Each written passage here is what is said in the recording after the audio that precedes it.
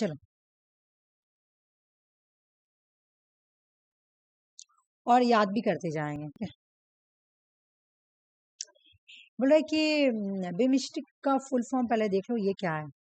The Bay of Bengal initiative for multi sectoral technical and economic cooperation. ठीक है, याद करो क्या है, बे ऑफ बंगाल। इसके बाद initiative for multi sectoral technical and economic corporation. ये क्या है, एक रीजनल ऑर्गेनाइजेशन है जिसमें टोटल 7 मेंबर कंट्रीज है। ठीक है, रीजनल ऑर्गेनाइजेशन किसको बोलते हैं तुम लोगों को पता है? रीजनल ऑर्गेनाइजेशन उसको बोलते हैं जो एक पार्टिकुलर रीजन, हाँ, रीजन को रिप्रेजेंट करे। जैसे एग्जांपल दो, चलो एग्जांपल दो। लाइक एग्जाम्पल जैसे हो गया आशियन हुआ, हाँ कुछ बिल्कुल, रीजन जो आसियान किसको रिप्रेजेंट करती है? साउथ ईस्ट एशियन नेशन को, बिल्कुल। तो उसी तरह ये रीजनल ऑर्गेनाइजेशन, ये इंटरनेशनल ऑर्गेनाइजेशन नहीं है। G20 को हम इंटरनेशनल ऑर्गेनाइजेशन बोल सकते हैं क्योंकि ये कोई पार्टिकुलर रीजन को रिप्रेजेंट नहीं कर रही है, लेकिन बिम्स्टेक क्या कर रही है? सिर्फ पार्टिकुलर रीजन को ही रिप्रेजेंट कर रही है। ठीक है ना, अभी हम लोग देखेंगे इसमें कौन कौन सी मेंबर कंट्री।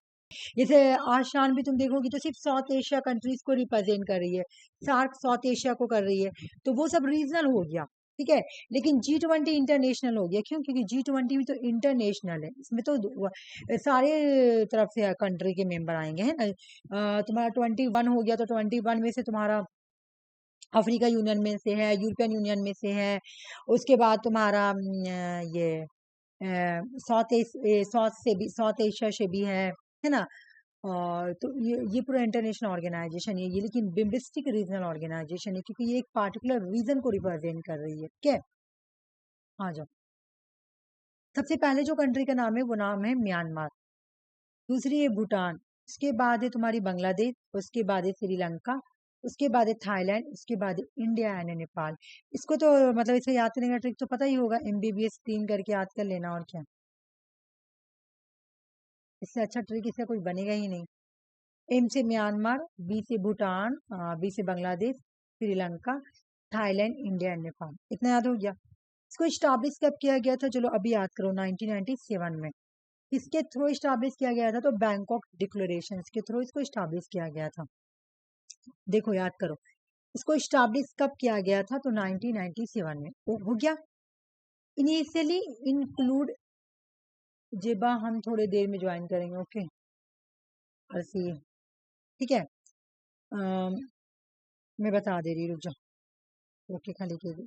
हाँ ठीक है, तो क्या हो गया कि इनिशियली बांग्लादेश, बोल रहे हैं कि मेरा बहुत वॉइस ब्रेक हो रहा है, हाँ बस इसको रिफ्रेश करते हैं। बिल्कुल रिफ्रेश कर लो, मैं थोड़ा सा वेट कर लेती हूँ, कर लो जल्दी कर लो, कोई बात नहीं, ऐसे भी खाली लक्ष्मी है इसलिए मैं रुक जा रही हूँ।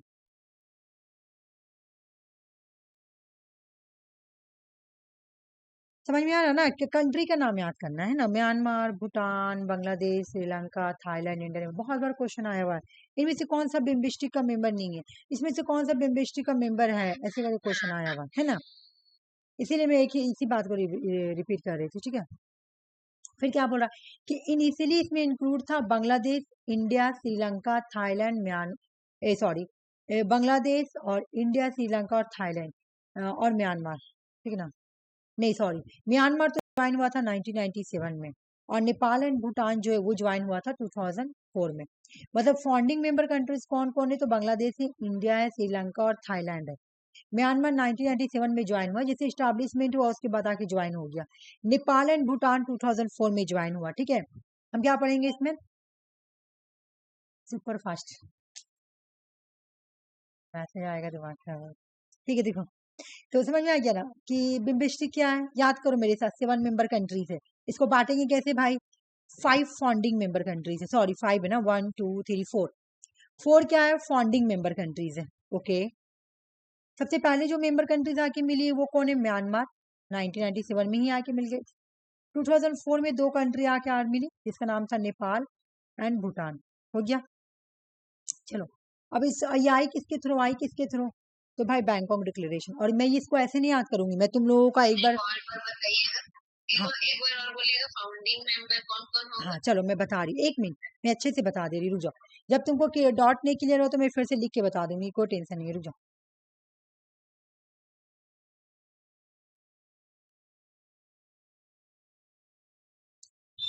ना मेरा पेन खराब हो रहा है क्या? चलो आ जाओ, यहाँ पे लिख रही हूँ, ठीक है ना। बोल रहे कि बिम्बिस्टिक, तो बिम्बिस्टिक में क्या है भाई, तुम्हारा 7 मेंबर कंट्रीज है। ये तो मैं पढ़ा चुकी है ना। कितने मेंबर कंट्रीज है भाई? 7 मेंबर कंट्रीज है, ठीक है। बिम्बिस्टिक्स में 7 मेंबर कंट्रीज है, ठीक है। BIMSTEC, बिम्बिस्टिक्स में कितने मेंबर कंट्रीज है? 7, जिसमें से 4 मेंबर देख लो, 4 मेंबर फाउंडिंग मेंबर है,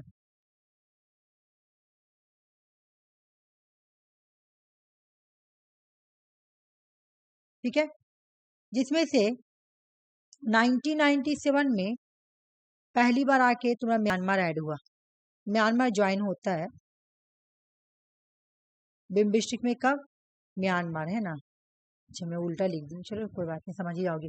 1997 में ज्वाइन होता है म्यांमार, किसमें? बिम्बिस्टिक्स में, ठीक है। उसके बाद तुम्हारा आ गया कि 2004 में नेपाल और भूटान, ये लोग आके कहाँ जुड़ जाते हैं? बिम्बिस्टिक के मेंबर बन जाते हैं, 7 मेंबर कंट्रीज का पार्ट बन जाते हैं। समझ में आ गया? 4 फाउंडिंग है, वैसे तो टोटल 7 मेंबर कंट्रीज है। 7 को बांटा कैसे गया? 4 फाउंडिंग है। और फाउंडिंग मेंबर में आएगा भूटान नहीं आएगा, बांग्लादेश, श्रीलंका, इंडिया और थाईलैंड। बिल्कुल बिल्कुल, हाँ बिल्कुल। अब म्यांमार ज्वाइन हुआ 1997 में, नेपाल एंड भूटान ज्वाइन हुए 2014 में। अब एक और क्वेश्चन तुम्हारा G20 में आता है, यहाँ पे ऐसे तो नहीं आया, लेकिन हम लोग पढ़ लेंगे जब G20 में आया। क्वेश्चन को इसको बांट दिया जाता है कि ठीक है, बिम्बिस्टिक्स में BIMSTEC बिम्बिस्टिक है ये, रुक जाओ मुझे पहले इसको इरेज करने दो। बोला गया कि बिम्बिस्टिक्स में कितने साउथ एशियन कंट्रीज आएंगे। जब बोलेगा कि इनमें से कौन सा मेंबर है, एडवांस पढ़ना ना हम लोगों को, अभी एडवांस क्वेश्चन आ रहा है तो हर एक चीज पढ़ेंगे, हर एक पार्ट। बोले अगर पूछ ले कि बिम्बिस्टिक में कितने कौन कौन से कंट्री साउथ एशिया कंट्री से बिलोंग करती है, तो देख लो साउथ एशिया कंट्रीज में आएगी बांग्लादेश, भूटान, इंडिया, नेपाल एंड श्रीलंका। और साउथ ईस्ट एशिया कंट्रीज में कौन कौन आएगी? तो म्यांमार और थाईलैंड, ठीक है। तुमको पता है ना, साउथ एशिया नेशन कंट्रीज अलग है और साउथ ईस्ट एशिया कंट्रीज अलग है, ठीक है। साउथ एशिया में इंडिया आ जाएगी, बांग्लादेश आ जाएगी, भूटान आ जाएगी, नेपाल आ जाएगी, श्रीलंका आ जाएगी। लेकिन साउथ ईस्ट एशिया कौन? आसियान की तरफ से कौन आ रहा? आसियान वाली कंट्री से तो 2 ही आ रहे हैं, एक का नाम है म्यांमार, एक का नाम है थाईलैंड, बाकी सब तुम्हारा साउथ एशिया कंट्रीज है, ठीक है। समझ में आई ये वाला स्टोरी? समझ में आया कि नहीं? बाकी सब कौन है? साउथ एशिया कंट्रीज है, सिर्फ 2 जो तुम्हारा साउथ ईस्ट एशिया कंट्रीज से आ रहे हैं, ठीक है। आसियान वाले कंट्रीज है, म्यांमार और थाईलैंड, ठीक है। अच्छा, बिम्बिस्टिक का तुम्हारा हेडक्वार्टर कहाँ है? ढाका। ढाका कहाँ पे भाई? तो बांग्लादेश में है, ठीक है। आ जाओ, नहीं समझ में आएगा तो फिर से बोलना। बिम्बिस्टिक जो है, ठीक है ना, बिम्बिस्टिक, बिम्बिस्टिक में 2 प्रोजेक्ट मिला जुड़ा हुआ, जैसे देखो यहाँ पर कलादान मल्टी मॉडल प्रोजेक्ट। यहाँ पे इस प्रोजेक्ट में इंडिया और म्यांमार दोनों काम करे। प्रीवियस क्वेश्चन है, 2 बार आया हुआ ये वाला, ठीक है। कलादान मल्टी मॉडल, और ये मैं पहले पढ़ा चुकी हूँ, तब क्वेश्चन आया हुआ एग्जाम में, ठीक है। बोलेगा कलादान मल्टी मॉडल प्रोजेक्ट से कौन कौन जुड़ा हुआ है, तो इंडिया और म्यांमार जुड़ा हुआ है, देख लो। ये बिम्बिस्टिक का प्रोजेक्ट है, जैसे बिम्बिस्टिक में तुम्हारा 7 कंट्रीज है, अब कोई प्रोजेक्ट आया तो उसमें बोलेगा चलो हमारा आप कर रहे हैं, ठीक है। तो वही पूछा अगर चाहेगा तुमसे कि कलादान मल्टी मॉडल प्रोजेक्ट में कौन कौन से कंट्री है, कौन कौन सी कंट्री जुड़ी हुई है, तो इंडिया और म्यांमार, ठीक है। फिर आ गया तुम्हारा आसियान ट्राइलेटरल हाईवे, इसमें कौन कौन जुड़ा हुआ है, तो इसमें इंडिया है, थाईलैंड है और म्यांमार है, ठीक है। ये एक हाईवे निकलेगी, ठीक है ना, इंडिया और थाईलैंड के थ्रू म्यांमार जाएगी, ठीक है। ये highway ASEAN trilateral highway. Kaladan multi modal project में कौन कौन है? इंडिया और म्यांमार है। ASEAN sorry Asian trilateral highway में कौन कौन है? इंडिया थाईलैंड म्यांमार, ठीक है। India Thailand Myanmar. उसके बाद बोला कि देखो एक चीज आ रहा है, बांग्लादेश, भूटान, इंडिया एंड नेपाल, हर जगह इंडिया नेपाल है। बीबी बीबिन, बीबिन करो ना, बीबिन, बीबिन, ये एक प्रोजेक्ट है। प्रोजेक्ट का नाम क्या है? Motor vehicle agreements. इसमें 4 कंट्री है, ठीक है ना। बिम्बिस्टिक्स में तुम्हारा 3 प्रोजेक्ट है। एक प्रोजेक्ट का नाम है Kaladan multi modal, previous year question है, 2 बार आई हुई है। कलादान मल्टी मॉडल प्रोजेक्ट में कौन 2 कंट्री मिलकर काम कर रही है, तो India and Myanmar. Asian trilateral highway, ये भी प्रीवियस ईयर क्वेश्चन है, तो यहाँ पर पूछा गया था कि कौन कौन सा, इंडिया थाईलैंड तो है, एक और कौन कंट्री, ऐसे क्वेश्चन पूछा गया है, तो म्यांमार। इंडिया थाईलैंड किसमें, एशिया ट्राइलेटरल हाईवे में। बांग्लादेश, भूटान, इंडिया, नेपाल, ये लोग 4 मिलकर एक प्रोजेक्ट का स्टार्ट किया। प्रोजेक्ट का नाम क्या है, मोटर व्हीकल्स एग्रीमेंट। ठीक है, ये 3 प्रोजेक्ट है जो कि बिम्बिस्टिक का है, और बिम्बिस्टिक साथ मिलकर काम करती है। ठीक है ना। और तीनों में देखो इंडिया कॉमन है। पढ़ाने का पर्पज क्या है मेरा, क्योंकि इंडिया यहाँ पे कॉमन है, इसी में पढ़ा रही हूँ। India is the biggest member of the BIMSTEC. Therefore, India has to make BIMSTEC effective to show and leadership at the international level. क्यों बोला कि BIMSTEC में सबसे बड़ा लीडर कौन हो जाएगा, तो इंडिया हो जाएगा। बोल रहा क्यों क्यों अगर इंडिया क्यों लीडर हो जाएगा, बोले क्योंकि इंडिया क्या है तुम्हारा, वो दिखा सकता है, उसके अंदर वो वाली क्वालिटी है, लीडरशिप की क्वालिटी है ना। इंटरनेशनल लेवल पे उसका एक अच्छा नाम है ना, अच्छा एक पहचान है, तो इस वजह से वो ये है, मतलब लीडरशिप दिखाता है बिम्बिस्टिक में। बिम्बिस्टिक एक अपॉर्चुनिटी है इंडिया के लिए, जहाँ पे वो इंगेज हो सकता है साउथ एशियन कंट्रीज के साथ। यहाँ पे तो 2 ही साउथ एशियन कंट्रीज है, नाम बताओ जल्दी से, कौन सा 2 नाम बताए। एक Myanmar, south east Asia countries के साथ इंडिया, म्यांमार और थाईलैंड 2 ही साउथ एशिया कंट्रीज है। ठीक है ना, अभी मैं फिर रिविजन कराऊंगी। बोला डायरेक्ट कनेक्टिविटी हो जाता है साउथ एशिया कंट्री से, नॉर्थ ईस्ट म्यांमार से भी दोस्ती हो जाएगा। हाल में ही इन्होंने डिप्लॉयमेंट किया है मिलके बिम्बिस्ट। इंडिया ने होस्ट किया है फर्स्ट बिम्बिस्टिक आर्मी एक्सरसाइज मिलिक्स 2018 पुणे में, बिम्बिस्टिक का है। फिर इंडिया ने एक्सप्लेन किया है उड़ान स्कीम को। इंडिया ने अनाउंसमेंट किया है कि इट्स इंटेंशंस टू एक्सपेंड उड़ान उड़ान उड़ देश का आम नागरिक, उड़ देश का आम नागरिक, इसका फुल फॉर्म है। किसके साथ ये स्कीम ही किया है, बिम्बिस्टिक स्टेप। हाँ, उड़ देश का आम नागरिक। ये पता है, इस तरह का क्वेश्चन तुमको ज्यादातर करोड़पति में पूछा गया है कि ये वाला मतलब एक बार जो ये सुनी होगी पेटीएम वाला, पेटीएम वाला क्वेश्चन था कि क्या, गूगल वाला था, बांग्लादेश के साथ जो शेयर करता है। हाँ, तो वो तुम्हारा करोड़पति में पूछा था, करोड़पति में पूछा था, और मुझे पता था कि बांग्लादेश के साथ शेयर करता है इंडिया। गलत बताया था। हाँ, हम बोले हम लोग जाते तो हम लोग बता लेते हैं, और एकदम वो भी कोई छोटा मोटा प्राइज नहीं था, बड़ा प्राइज भी क्वेश्चन पूछा था। और इस टाइप का क्वेश्चन पूछता है, देखो। हाँ हाँ, क्वेश्चन पूछा था कि इंडिया किसके साथ शेयर करता है, गूगल पे था लगे, हाँ गूगल पे। मैं ना कंफ्यूज हो जाती हूँ, गूगल पे और पेटीएम, नहीं गूगल पे ही था। हाँ, उड़ देश का आम नागरिक स्कीम जो है, इंडिया बिम्बिस्टिक कंट्रीज के साथ कनेक्टिविटी रखता है, मतलब ये बिम्बिस्टिक कंट्रीज के साथ शेयर किया। ठीक है ना।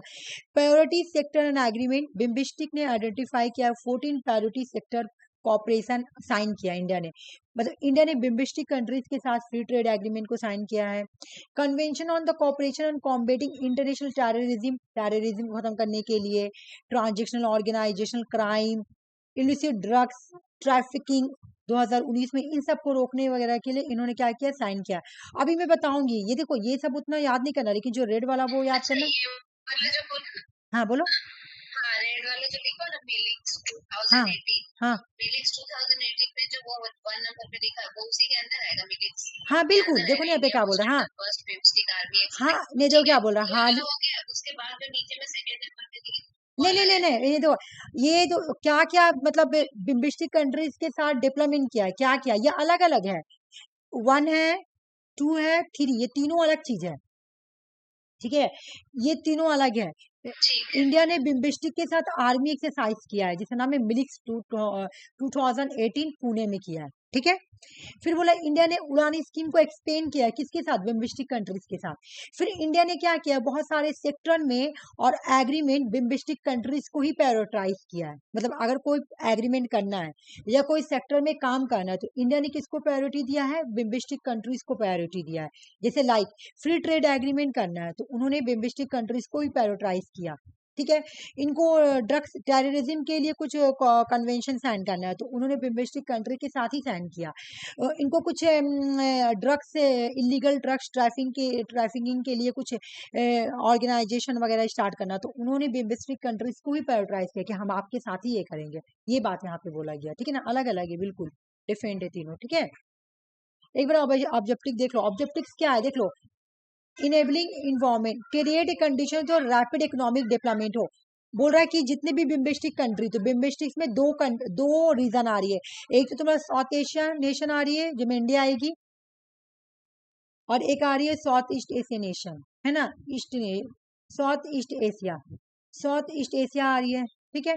तो पूरा इन दोनों कंट्रीज के बीच में इकोनॉमिक डेवलपमेंट तेजी से हो, ठीक है, किसके थ्रू, कॉपरेशन के थ्रू। अब बिम्बिस्टिक कंट्रीज के साथ ये लोग जो बिम्बिस्टिक कंट्री है 7, इन लोग आपस में जब ट्रेड करेंगे, इन्वेस्टमेंट करेंगे, और इंडस्ट्री, टेक्नोलॉजी, HR डेवलपमेंट करेंगे, टूरिज्म को भेजेंगे, एग्रीकल्चर करेंगे, एनर्जी, इंफ्रास्ट्रक्चर, ट्रांसपोर्टेशन वगैरह करेंगे, तो इससे क्या होगा, इकोनॉमिक डेवलपमेंट होगा जितने भी बिम्बिस्टिक कंट्री है, ठीक है ना।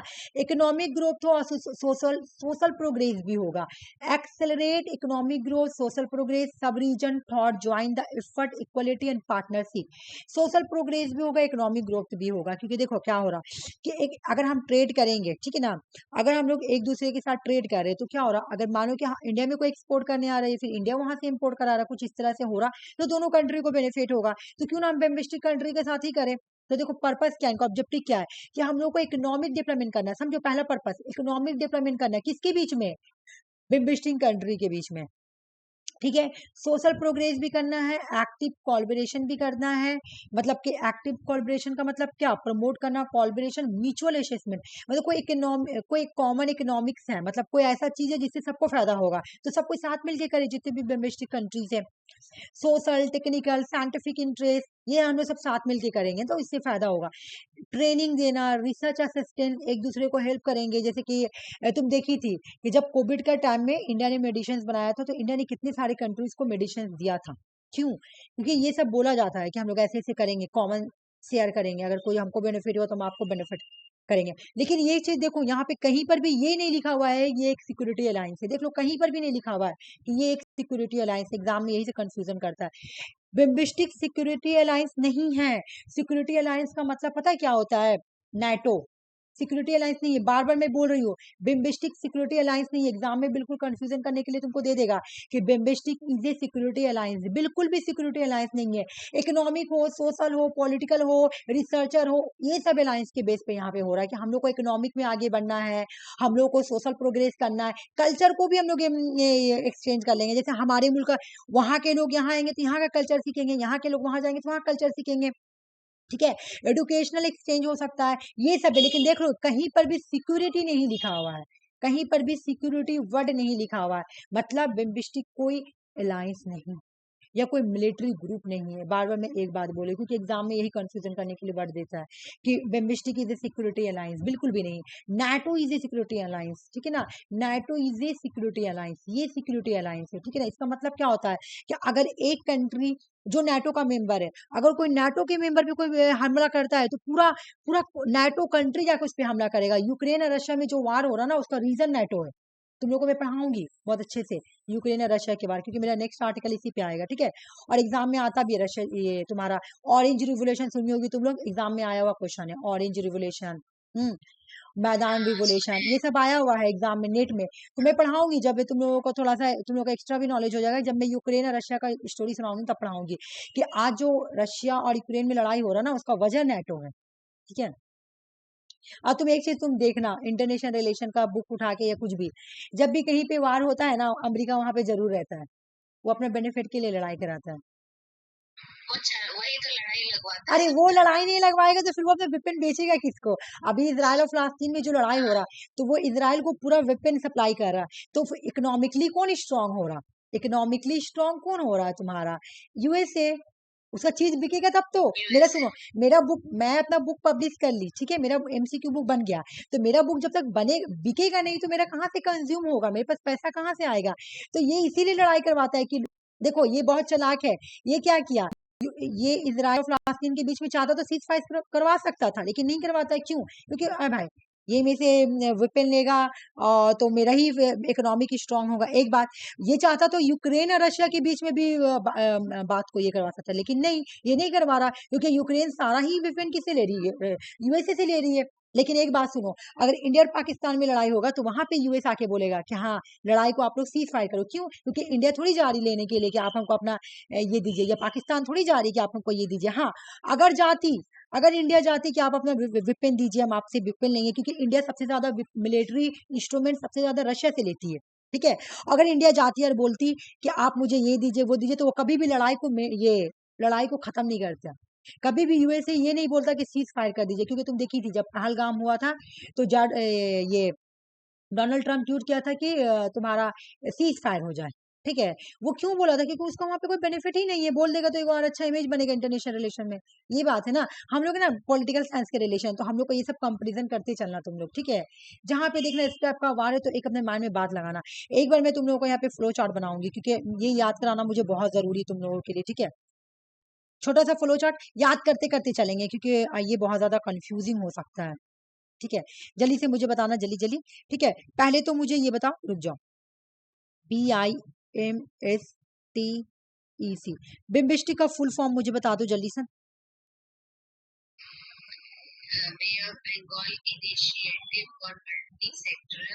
बे ऑफ बंगाल, एक मिनट रुक जाओ, bay of Bengal initiative, initiative for, एक मिनट, एक सेकंड रुक, एक मिनट, इसको मैं मिटा देती हूँ थोड़ा, तो यहाँ लिख रही हूँ, चलो। फॉर ए मल्टी सेक्टर है ना, फॉर ए मल्टी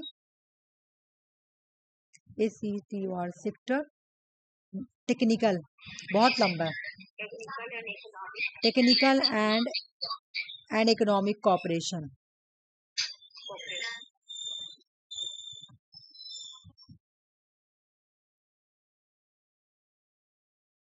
रुक जाओ, जल्दी से मुझे एयर बता दो कब आई थी।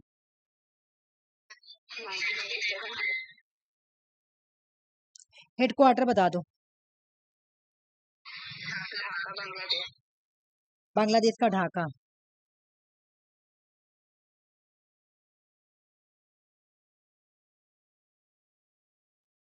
ठीक है। जल्दी से मुझे टोटल मेंबर बता दो।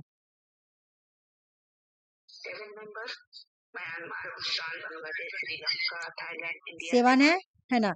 इसको याद करने का ट्रिक क्या है? MBBS 3, 3 ना, 3, N से म्यांमार, B से बांग्लादेश, भूटान, श्रीलंका, थाईलैंड, इंडिया और नेपाल, हो गया, ठीक है। अच्छा, ये तो हो गया तुम्हारा, रुक जाओ, ये तो हो गया। मुझे जल्दी से मैं बोलूंगी, तुम लोग मुझे बताना कि इस प्रोजेक्ट में कौन कौन से लोग आएंगे, ठीक है। मैं कलर चेंज करी हूँ, तो फिर यहाँ पे तुम लोग का मैच हो जाएगा, ठीक है। बाकी तुम्हें पढ़ा चुकी है, तो ऊपर ऊपर से मैं जो इंपॉर्टेंट है वो रिविजन करवा रही हूँ, ठीक है। अच्छा, आरसी आ गई, चलो, ठीक है। मुझे बताओ, एक मिनट रुक जाओ, कहाँ गया मेरा पेन, हाँ, कर्सर। मुझे बताओ, एक जो नाम था उसका, हाँ, कलादान, कलादान में कौन कौन है? Kaladan multi modal, model project में तुम्हारा है, कौन कौन है भाई? इंडिया, म्यांमार, बिल्कुल।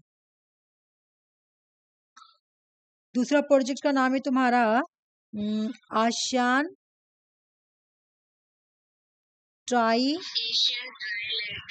हाँ, एशियन ट्राइलेटरल हाईवे, हाँ, एशियन ट्राइलेटरल हाईवे। चलो मुझे बताओ, इसमें कौन कौन सा कंट्री है?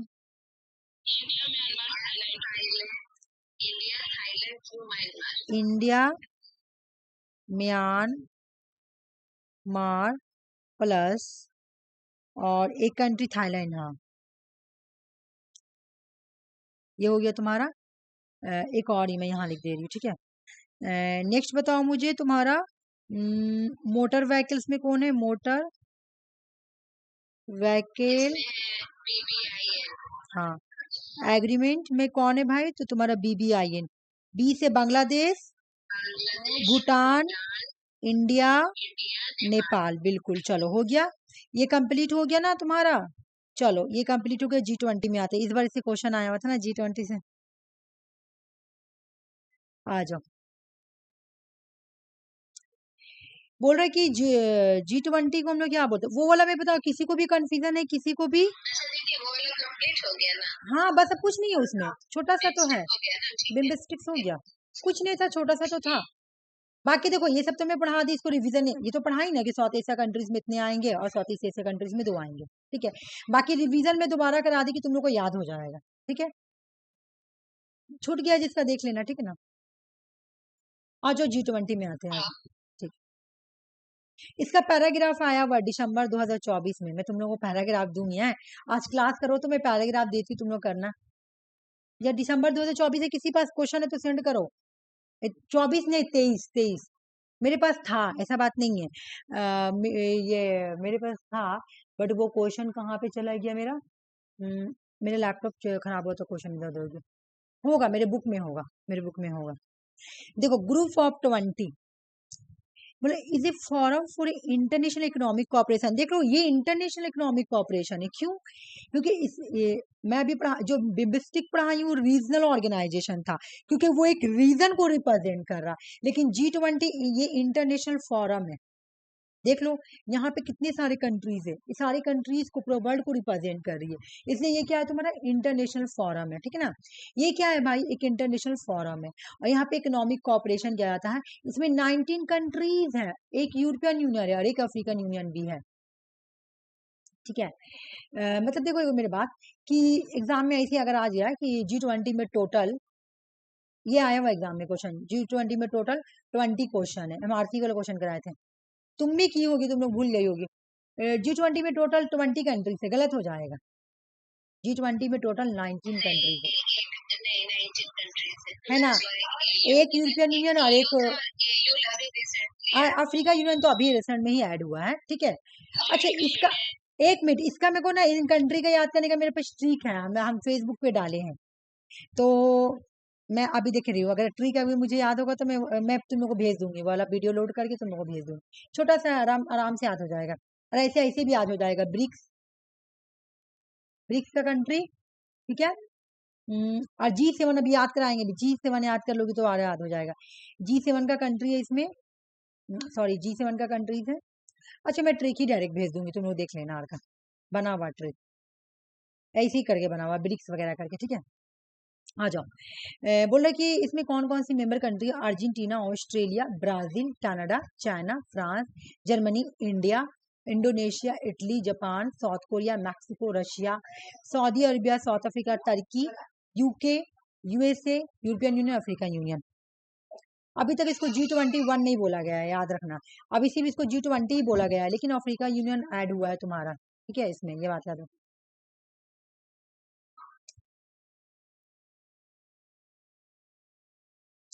कब आई थी, कब आई थी G20, कब फोन किया गया था? 1999 में, याद करो, रटो। किसके बाद? देख लो, एशियन फाइनेंशियल क्राइसिस के बाद आई थी। देख रही हो, एशियन फाइनेंशियल क्राइसिस कब हुआ था? 1997 में। एशियन फाइनेंशियल क्राइसिस के रिस्पॉन्ड में, मतलब 1997 में क्या हुआ तुम्हारा, एशियन फाइनेंशियल क्राइसिस हुआ, ठीक है। अब इसी के रिस्पॉन्ड में तुम्हारा G20 को स्टैब्लिश किया गया 1999 में। PYQ क्वेश्चन है कि G20 किसके रिस्पॉन्ड में आई थी?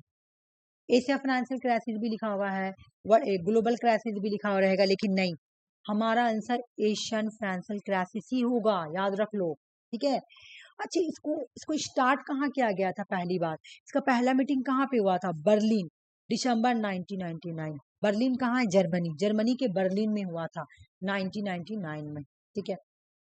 It was a started forum for the finance minister and central bank governor to discuss global economic and financial issues। सुनो, सब जब ये 1999 में आई ना तो लोगों को लगा भाग इतना थोड़ी कोई इंपॉर्टेंट चीज है, रहने दो।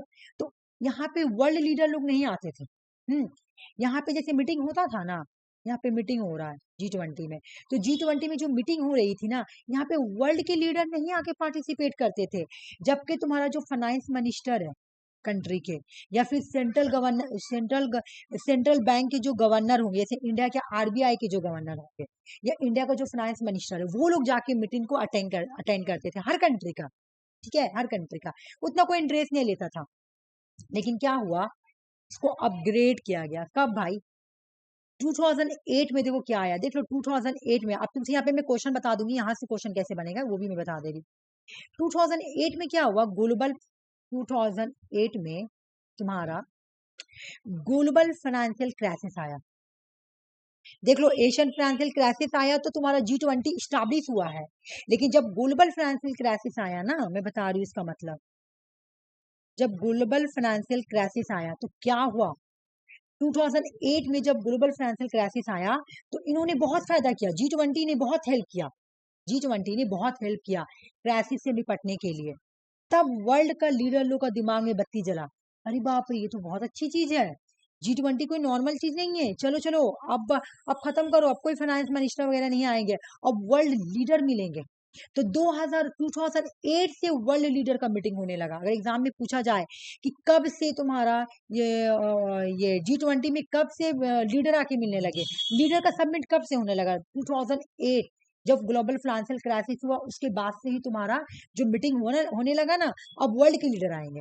मतलब मान लो कि इंडिया का प्राइम मिनिस्टर कौन है, नरेंद्र मोदी, तो नरेंद्र 2008 में कौन था, तुम्हारा वाजपेयी थे ना, अटल बिहारी नहीं सॉरी मनमोहन सिंह थे ना, तो मनमोहन सिंह गए। यूएस में कौन था, यूएस के जो भी थे वो गए होंगे, यूके के जो है वो गए होंगे, सब आप सब कंट्रीज के वर्ल्ड लीडर आएंगे। ठीक है, अब सब कंट्री के वर्ल्ड लीडर आएंगे, क्यों, क्योंकि G20 बहुत अच्छी चीज है भाई, इन्होंने क्या किया, ग्लोबल क्राइसिस से निपटने के लिए बहुत हेल्प किया। तो इसको ऐसे हल्के में नहीं लेना है, बल्कि हम लोगों को जाना है, अब लीडर लोग को मिलना पड़ेगा। ठीक है, तो अब यहाँ से देखो क्या बोला कि इसको अपग्रेड किया गया, और यहाँ label of the head of the state, अब यहाँ पे हेड ऑफ द स्टेट आके मिलने लगे। ठीक है ना, अब यहाँ पे तुम्हारा जब ग्लोबल फाइनेंशियल क्राइसिस, तो यहाँ पे दो तरह का क्राइसिस आई, एक एशियन फाइनेंशियल क्राइसिस आई थी तो जो G20 स्टैब्लिश किया गया, जब ग्लोबल फाइनेंशियल क्राइसिस आई तो G20 ने इंपॉर्टेंट रोल प्ले किया, और उसके बाद से ही तुम्हारा वर्ल्ड के लीडर का समिट होने लगा। ये स्टोरी समझ में आया कि नहीं, बोलो मुझे बात, उसके बाद में आगे बढ़ूंगी। हो गया, चलो मैं बता रही हूँ, चलो नेक्स्ट आती हूँ। किसी को भी अगर क्वेरी कुछ भी होगा पूछना तो प्लीज तुम लोग पूछ लेना, ठीक है। G20 has no fix headquarter, इसका कोई हेडक्वार्टर नहीं है, ना इसका कोई परमानेंट सिक्रेटेड है, ये बात कान में रख लो, कोई नहीं है। अभी हम लोग पढ़े बिम्बिस्टिक का हेडक्वार्टर पढ़े हम लोग, है ना, ढाका था, लेकिन इसका कोई नहीं है, इसका कोई माए बाप नहीं है मतलब इसका कोई हेडक्वार्टर नहीं, कोई परमानेंट सिक्रेटेड नहीं है। बोला जाता फिर कैसे काम चलता है इसका, the secreted moved by rotation, जिसको जिसको मिलेगा प्रेसिडेंसी, जिस साल जिसको प्रेसिडेंसी मिला, जैसे इंडिया को 2023 में प्रेसिडेंसी सिर्फ मिला था G20 का, तो अब इंडिया का ही रिस्पॉन्सिबिलिटी होगा हर चीज करना, कि उसका उसका उसका जितना भी मेंटेन करना, उसका जो भी हर कंट्री के लीडर कैसे आएंगे, क्या टॉपिक होगा, किस पर डिस्कस करना है। हुआ था ना जी, क्या हुआ, दिल्ली में हुआ था, हाँ बिल्कुल दिल्ली में हुआ था, दिल्ली में हुआ था। 2023 दिल्ली में हुआ था सितंबर में, ठीक है, और एग्जाम में वाला क्वेश्चन भी आया हुआ था, पूरा सजाया गया था, पूरा रास्ता वगैरह सब कुछ दिल्ली में। सजाने का तो सजा दिया, लेकिन गरीब लोग का जो घर था, झुग्गी झोपड़ी, वो सबको भी तो वो लोग डिस्ट्रॉय किया, डिस्ट्रॉय किया, नरक दिया। ऐसा बात नहीं कि खाली उसी टाइम डिस्ट्रॉय किया था, डोनाल्ड ट्रम्प एक बार और जब आया था ना इंडिया, उस टाइम भी पंजाब में आया था, तो वो पूरा घर तोड़ दिया था गरीब आदमी लोग का। हम बोले ना पॉलिटिशियन, एक बात सुनो ना, एक बात सुनो, पॉलिटिशियन कभी किसी के नहीं होते हैं, वो लोग चाहे जो भी हो। मैं एक बात बोलूं, मैं पॉलिटिशियन से बहुत नफरत करती हूँ, इसलिए नहीं, चाहे तुम किसी भी, तुम कोई भी दुनिया का कंट्री का पॉलिटिशियन उठा के देख लो ना, तुमको ना गंदा ही मिलेगा, क्योंकि वो लोग सिर्फ अपना ही बेनिफिट खोजता है, वो लोग सिर्फ अपना, वो लोग गरीब आदमी के लिए नहीं होता है। हाँ, जल्दी से हीरो लोग, जल्दी से एक्टर लोग, हाँ जल्दी से एक्टर लोग ना ट्वीट कर रहा कि आपकी वजह से हम लोग ये कंट्री में G20 का मीटिंग हुआ, और ये तो देखो गरीब लोगों का घर भी तो तोड़ा गया, ये नहीं देखा गया, वो लोग कितने, वो लोग कहाँ जाएंगे। सुनिए ना, हम लोग के पीएम सिर्फ विदेश नीति, कुछ तो हो रहा है नहीं, खाली बाहरी घूमने से फुर्सत नहीं मिल रहा है। हाँ, और गरीबी अनएम्प्लॉयमेंट बिल्कुल इसी तरह से इंक्रीज हो रही है, और कुछ नहीं, मैं पता, मैं बिल्कुल भी नहीं ऐसे, मैं बोलती पॉलिटिशियन अच्छा होता ही नहीं, बिल्कुल भी नहीं। अरे तुम देखो क्या हो गया, हम लोग जीएसटी अभी कम किया है, वो अभी तो करेगा ना इलेक्शन में, हाँ जीतना जो है। वही तो, अब इलेक्शन आएगा तो एक से एक चीज आएगा, एक से एक चीज आएगा अभी। मैं तो दम नहीं पसंद करती हूँ, मुझे तो इतना हेट होता है ना, नफरत होता है इन लोगों का, क्योंकि ये लोग कभी किसी देखो मैं ये नहीं बोलती हूँ कि मैं जैसे एक अशुद्दीन अवैशी तो सब सोचता होगा कि ये मुस्लिम है तो उसको बिल्कुल सपोर्ट करती होगी। मैं पॉलिटिशियंस को पसंद ही नहीं करती हूँ, चाहे जो भी हो, क्योंकि तुम वो बोलेंगे, वो इतना अच्छे से बोलते हैं। मुझे उनका एक अच्छा चीज लगता है, एक चीज अच्छा लगता है कि वो कभी भी किसी को रिप्लाई करती तो बिल्कुल एजुकेशन से रिलेटिव बात रिप्लाई करेंगे। जैसे कि जैसे कोई से पूछा तो वो बिल्कुल पढ़ाई से रिलेटिव ही मतलब एक इंटेलेक्चुअली रिप्लाई करते हैं वो, उनका हाँ, रिप्लाई। लॉ के साथ वो हाँ, चलते हैं। तो वो मुझे अच्छा लगता है उनका। बाकी उनका पॉलिटिशियन वाला बोली मुझे एक जरा पसंद नहीं है। मुझे जरा से भी नहीं पसंद होता है पॉलिटिशियन, क्योंकि पॉलिटिशियन लोग पता क्या रहता है, ये लोग अपना फैमिली का नहीं होने वाला तो क्या होगा हम लोगों का। इसे बंगाल में आया था ना वोट लेने के लिए, जब ममता बनर्जी वाला वोट हो रहा था, नहीं लोकसभा के इलेक्शन के टाइम, तो हम लोग कोई नहीं दिए थे, हम बोले थे कि नहीं बिल्कुल भी नहीं, हम लोग ममता बनर्जी को देंगे। हम लोग देखो, जब पॉलिटिशियन देख रहा है कि मैं हमको वो उस कम्युनिटी को सपोर्ट करेंगे तो मुझे वोट मिलेगा, तो हम लोग भी ये देखेंगे कि अगर हम उस चीफ मिनिस्टर को वोट देंगे तो वो हम लोग को सपोर्ट करेगी, तो क्यों ना हम उसी को वोट दे। तो यहाँ पे तो वैसे ही चल रहा है, जब आप पॉलिटिक्स खेलेंगे तो पब्लिक भी तो पॉलिटिक्स ही खेलेंगे ना। और ये लोग ना झुट्टो का खाली बस G20 मीटिंग करके पैसा खर्चा किया। और उस टाइम पे भी तो बहुत ही किया था, जब डोनाल्ड ट्रम्प इंडिया आया था तुम्हारा पंजाब, तो पूरा झोपड़ी को गिरा दिया था दीवार बनाने के लिए कि डोनाल्ड ट्रम्प को दिखे ना कि उस पार क्या है, और कुछ कुछ गिरा भी दिया था।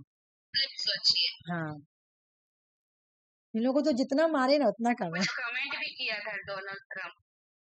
क्या? ये तो मुझे नहीं याद है क्या किया था। हाँ हाँ, कुछ किया था, मेरे को भी याद नहीं। अरे वो लोग हम कुछ, लोग को तो नोटा, ये हम लोग लोग को नोटा में वोट डालना चाहिए। बिल्कुल हम नोटा लोग में किसी को सपोर्ट ही तो केरला में सबसे ज्यादा नोटा वोट आया बहुत था। गुस्सा लगता है। केरला में जब तुम्हारा इलेक्शन हुआ था प्राइम मिनिस्टर का, नोटा वोट सबसे ज्यादा वहीं से आया था। और सुनो एक मेरी बात, सबसे ज्यादा लिटरेसी रेट तुम्हारा वहां पर है केरला में, हाँ, तो क्योंकि वहां पढ़े लिखे लोग हैं, इंटेलेक्चुअल से, तो वो पढ़े पॉलिटिशियंस का लिखे, लैंग्वेज को समझते हैं। और यहाँ सबको पैसा मिल रहा है इसलिए। यहाँ पे तो देखो, एक तुमको बात बता रही, सबसे पहली बात तो यहाँ पे तो तुम्हारा एक अनएम्प्लॉयमेंट है, ठीक है। यहाँ पे बोलबाला बस अमीर आदमी लोग का ही बोलबाला हो रहा।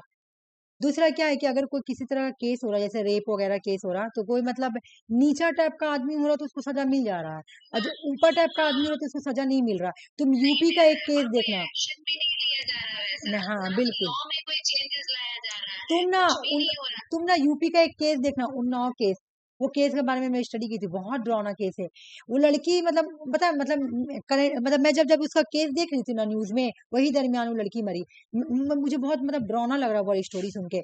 वो लड़की का दिखा रहा था कि वो तुम सुनी होगी वो केस, बहुत बीजेपी का एक नेता था कि कौन, नहीं पता, मैं खोल कर तो नहीं बोलूंगी, मैं तो फिर भी बता रही हूँ कि यूपी में ना एक लड़की के साथ जैसे कोई मिनिस्टर ने तुम्हारा रेप किया, ठीक है। जब रेप किया तो वो लड़की जाके केस की तो उसको ना धमकी दी गया, तो लड़की भी ना कि ठीक है हम नहीं लेंगे केस वापस, मेरे साथ ऐसा क्यों किया गया। तो उसके ना फादर को मार दिया गया। हाँ, सुने सुनी थी ये वाला केस, उसके फादर को मारा गया, फिर भी लड़की बोली हम नहीं लेंगे। उसके भाई को मारा गया, उसने पूरे घर घर वालों को पूरा सबको मार एक दिया, एक उसकी करके सबको मम्मी मार दिया, बुआ मतलब सारे। बिल्कुल बोल रही हूँ, वो केस मेरे दिमाग में अभी भी रहता है ये बात। अच्छा, उसके मम्मी को मारी, उसके भाई को मारा, उसके पापा को मारा, लड़की को लास्ट में जला दिया जिंदा। सोच लो कितना डरावना, काची का तो डेमोक्रेसी जब कंट्री। इतना जब ऐसा था तो वहां पे तो बहुत ज्यादा दिखाया जाता है कि एकदम हम एनकाउंटर कर दे रहा है, तो फिर उसका तो एनकाउंटर क्यों नहीं इनकाउंटर किया? किसका कर रहा तुम देखो भी तो, वो तो वहां पे वही तो तो वो बोल, एक तुम्हारा लैंग्वेज ये वहां पे तो लेके वो एक क्या बोलते हैं, एक धर्म को लेके चलता है ना, पॉलिटिक्स में कभी धर्म को इंक्लूड ही नहीं करना चाहिए। देखो ये बात मैं के लिए बिल्कुल सही बात है, बोलता है कि पॉलिटिक्स में कभी भी धर्म को इंक्लूड नहीं करना चाहिए। जहां पे पॉलिटिक्स में धर्म आ गया तुम इक्वालिटी नहीं कर पाओगे। रखो, तुम सबको इम्पोर्टेंस देना, क्योंकि तुमको एक बड़ा पोस्ट पे बैठाया गया, सीएम के पोस्ट पे बैठाया गया है ना। सीएम के पोस्ट पे बैठाया गया तो तुमको सबसे पहले एक चीज अपनाना पड़ेगा, वो है इक्वालिटी। इक्वालिटी, और अपने दिल के अंदर तुम रखो ना रिलीजन, तुम क्या अपना मजहब अपने पास रखो, लेकिन तुम इक्वालिटी पहले रखो। जब ये तुम अपना लोगे ना, तुम अपने लोगों के साथ भी गलत नहीं करोगे, लेकिन जब तुम ये नहीं अपनाओगे ना, तो तुम अपने लोगों के साथ भी गलत करोगे। वो जो लड़की के साथ हुआ था वो कोई मुस्लिम लड़की नहीं थी, वो हिंदू ही लड़की थी, तो क्यों हुआ उसके साथ ऐसा केस बताओ। और जब हम वो केस, गरीब थे इसलिए उसका नहीं सुना। हाँ, और हम वो केस को पूरा देखे, शुरू से देखे सुषमा, हर दिन हम उसका न्यूज देख रहे थे। हर दिन हम देख रहे थे कि अब क्या हुआ, अब क्या हुआ। लास्ट में जब मुझे पता चला ना कि वो लड़की मर गई, मुझे इतना गहरा सदमा लगा ना, मैं क्या बताऊं। अब मैं अभी भी सोचती हूँ कि वो बेचारी के साथ कितना बुरा हुआ। अगर वो हाँ, मैं ये सोचती हूँ अगर वो केस नहीं करती तो उसकी मम्मी भी जिंदा रहती, उसके पापा भी जिंदा रहते, उसका भाई भी जिंदा रहता, इवन वो भी जिंदा रहती, पूरा फैमिली खत्म। एक एक करके पूरा फैमिली खत्म कर दिया। छोड़ो, इन लोगों के बारे में जितना गंदगी करेंगे ना, सब सब बढ़ गया है। बहुत बहुत ज्यादा। ये लोग तो ज्यादा गंदगी मचा रहे हैं। तो वही बोला कि G20 मीटिंग जो हुआ, हाँ कहाँ कर रहे थे, सॉरी, यहाँ पे हो रहा था ना। इसका कोई फिक्स हेड क्वार्टर नहीं होता है ना, कोई परमानेंट सिक्रेटेड होता है, ठीक है ना। Secreted move by rotation. Secreted कैसे मिलता है? रोटेशन के थ्रू, मतलब जिसको मिला, जैसे इंडिया को मिला, ठीक है, इंडिया को मिला तो इंडिया इंडिया ही सब संभालेगा, जो भी इसका जो भी क्या डिस्कशन होगा, क्या टॉपिक पे बहस होगा, क्या मतलब मेन टॉपिक क्या होगा, थीम क्या होगा, इंडिया ही डिसाइड करेगा, ठीक है, होस्टिंग कंट्रीज के बीच में। G20 में G20 का जो प्रेसिडेंसी होता है, lead the G20 agenda for 1 year host summit, हर एक साल में होता है। हर मान लो कि तुम्हारा इंडिया में हुआ तो फिर उसके बाद दूसरी कंट्री में होगा, ब्राजील में, अर्जेंटीना, ऐसे करके होते रहता है, ठीक है ना। अब एक चीज और यहाँ पे इंपॉर्टेंट चीज है, G20 में 2 चैनल काम करती है। एग्जाम में पूछे तो आंसर बोलना। G20 में 2 चैनल काम करती है, एक का नाम है फाइनेंशियल चैनल और दूसरा का नाम है सार्पा चैनल, सार्पस चैनल। फाइनेंशियल चैनल या फाइनेंशियल ट्रैक में कौन मिलता है? यहाँ पे फाइनेंस मिनिस्टर और सेंट्रल बैंक के गवर्नर लोग आकर मिलेंगे, बातचीत करते हैं, ठीक है। ये वाला चैनल जो होता है, तो यहाँ पे जो मीटिंग होती है ना, तो सारे कंट्रीज के फाइनेंस मिनिस्टर, सारे कंट्री के आरबीआई के गवर्नर, मतलब इंडिया का आरबीआई गवर्नर है, बाकी दूसरे कंट्री के कोई भी गवर्नर होगा, जो भी होगा, सेंट्रल बैंक का गवर्नर, वो लोग आते हैं और यहाँ पे मीटिंग करते हैं, फाइनेंस से रिलेटेड बात करते हैं, ठीक है। उसके बाद तुम्हारा होता है सार्पा। सार्पा बोलो या सार्पस बोलो, जो भी बोलो, सार्पा ट्रैक या सार्पा चैनल। सार्पा चैनल में क्या होगा, जो मिनिस्टर वो लोग आएंगे। अब मिनिस्टर क्यों आएंगे? सुनो, मिनिस्टर लोग आएंगे ये बात डिसाइड करने के लिए कैसे कैसे मीटिंग होगी, अब किसके पास मीटिंग होगा, क्या क्या डिस्कशन होगा, इस तरह से पूरा आके मिनिस्टर लोग बात करते हैं सार्पा चैनल में, सार्पा ट्रैक में। G20 का ऑब्जेक्टिव क्या है भाई? International cooperation. चलो देखते हैं किसका। अच्छा, यहाँ पे जैसे उस टाइम लिखा कि 2008 में जो है हाँ हेड ऑफ द स्टेट, हाँ हेड ऑफ द कंट्री वो भी आएगा उसमें। हाँ, तो यहाँ जो शेरपा चैनल बताया उसमें तो वो भी आएगा, मतलब क्या? हेड ऑफ द जो कंट्री होंगे। नहीं नहीं नहीं, मेरी बात सुनो, देखो मैं क्या बोलूँ। हेड ऑफ द कंट्री का ये लोग आके मीटिंग डिसाइड करता है कि इतना तारीख को मीटिंग होगा। ये 2 अलग से चैनल लोग काम करता है G20 में। ये जो है ना, G20 का 2 चैनल है। एक चैनल का नाम है फाइनेंशियल चैनल या फाइनेंस ट्रैक बोलो, और दूसरे चैनल का नाम है सार्पा चैनल या सार्पा ट्रैक बोलो। फाइनेंस चैनल क्या आके डिसाइड करेगा? सब कंट्री का फाइनेंस मिनिस्टर आएंगे और सेंट्रल बैंक के गवर्नर आएंगे, डिसाइड करेंगे मेंबर कंट्रीज का कि कैसे कैसे हम लोगों को कितना कितना पैसा लगेगा, क्या करना, वो सब। सार्पा चैनल में जो मिनिस्टर लोग आएंगे वो लोग डिसाइड करेंगे कैसे कैसे, मान लो कि तुम्हारा फॉरेन मिनिस्टर है, वो लोग आ रहे हैं, है ना। फॉरेन मिनिस्टर लोग आके बैठ के बात करेंगे कि कैसी कैसी मीटिंग होगी, हेड कौन सी कंट्री में होगी, ये सब ये लोग डिसाइड करते हैं यहाँ पे आके। और उसके बाद तुम्हारा मीटिंग होता है कि किस कंट्री में होगा, चलो वहां पे, तब जाके वर्ल्ड लीडर जाते हैं, जिस कंट्री में होगा वहां पे वर्ल्ड लीडर लोग जाएंगे, ठीक है ना। ऑब्जेक्टिव क्या होता है? जो ऑब्जेक्टिव होता है इंटरनेशनल कॉर्पोरेशन, इंटरनेशनल कॉर्पोरेशन को बनाए रखना। चलो मैं दिखाती हूँ यहाँ पे क्या है। प्रमोशन करना international financial stability through the discussion. बोले कि डिस्कशंस के थ्रू क्या करेंगे? फाइनेंशियल स्टेबिलिटी को बढ़ाएंगे, ठीक है ना। ये G20 का मीटिंग मतलब ऑब्जेक्टिव्स भी है। It is seek to address the issue that the beyond the responsibility any on organisation. कोई भी मतलब कोई भी इशूज होगा, ठीक है ना, जो ऑर्गेनाइजेशन से रिलेटेड कोई भी इशूज, कोई भी रिस्पॉन्सिबिलिटी होगा, ये लोग सॉल्व करेंगे। अभी मैं बता रही हूँ इसका मेन पर्पस क्या है, वो बताऊंगी। अच्छा, ये ज्यादातर आई थी तुम्हारा इकोनॉमिक ये के लिए, ठीक है ना। अभी मैं नीचे होगा इस्तेमाल में।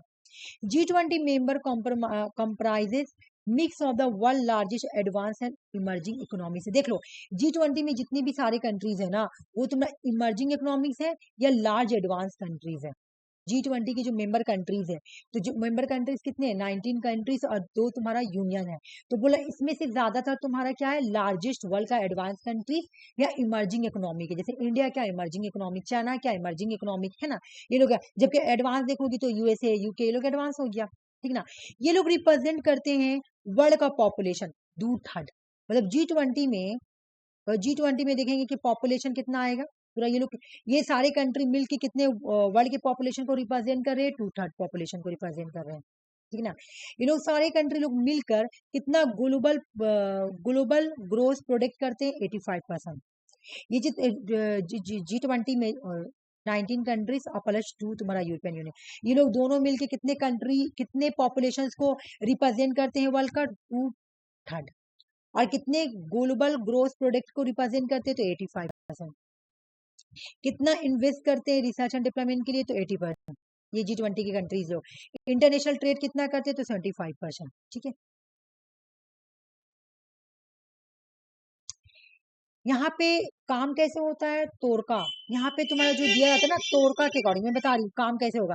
तोरका सपोर्ट करती है प्रेसिडेंसी के लिए, it consist of the previous current and upcoming presidency. आ जाओ अपकमिंग प्रेसिडेंसी, आ जाओ मैं बता रही हूँ यहाँ पे तोरका का मतलब क्या है।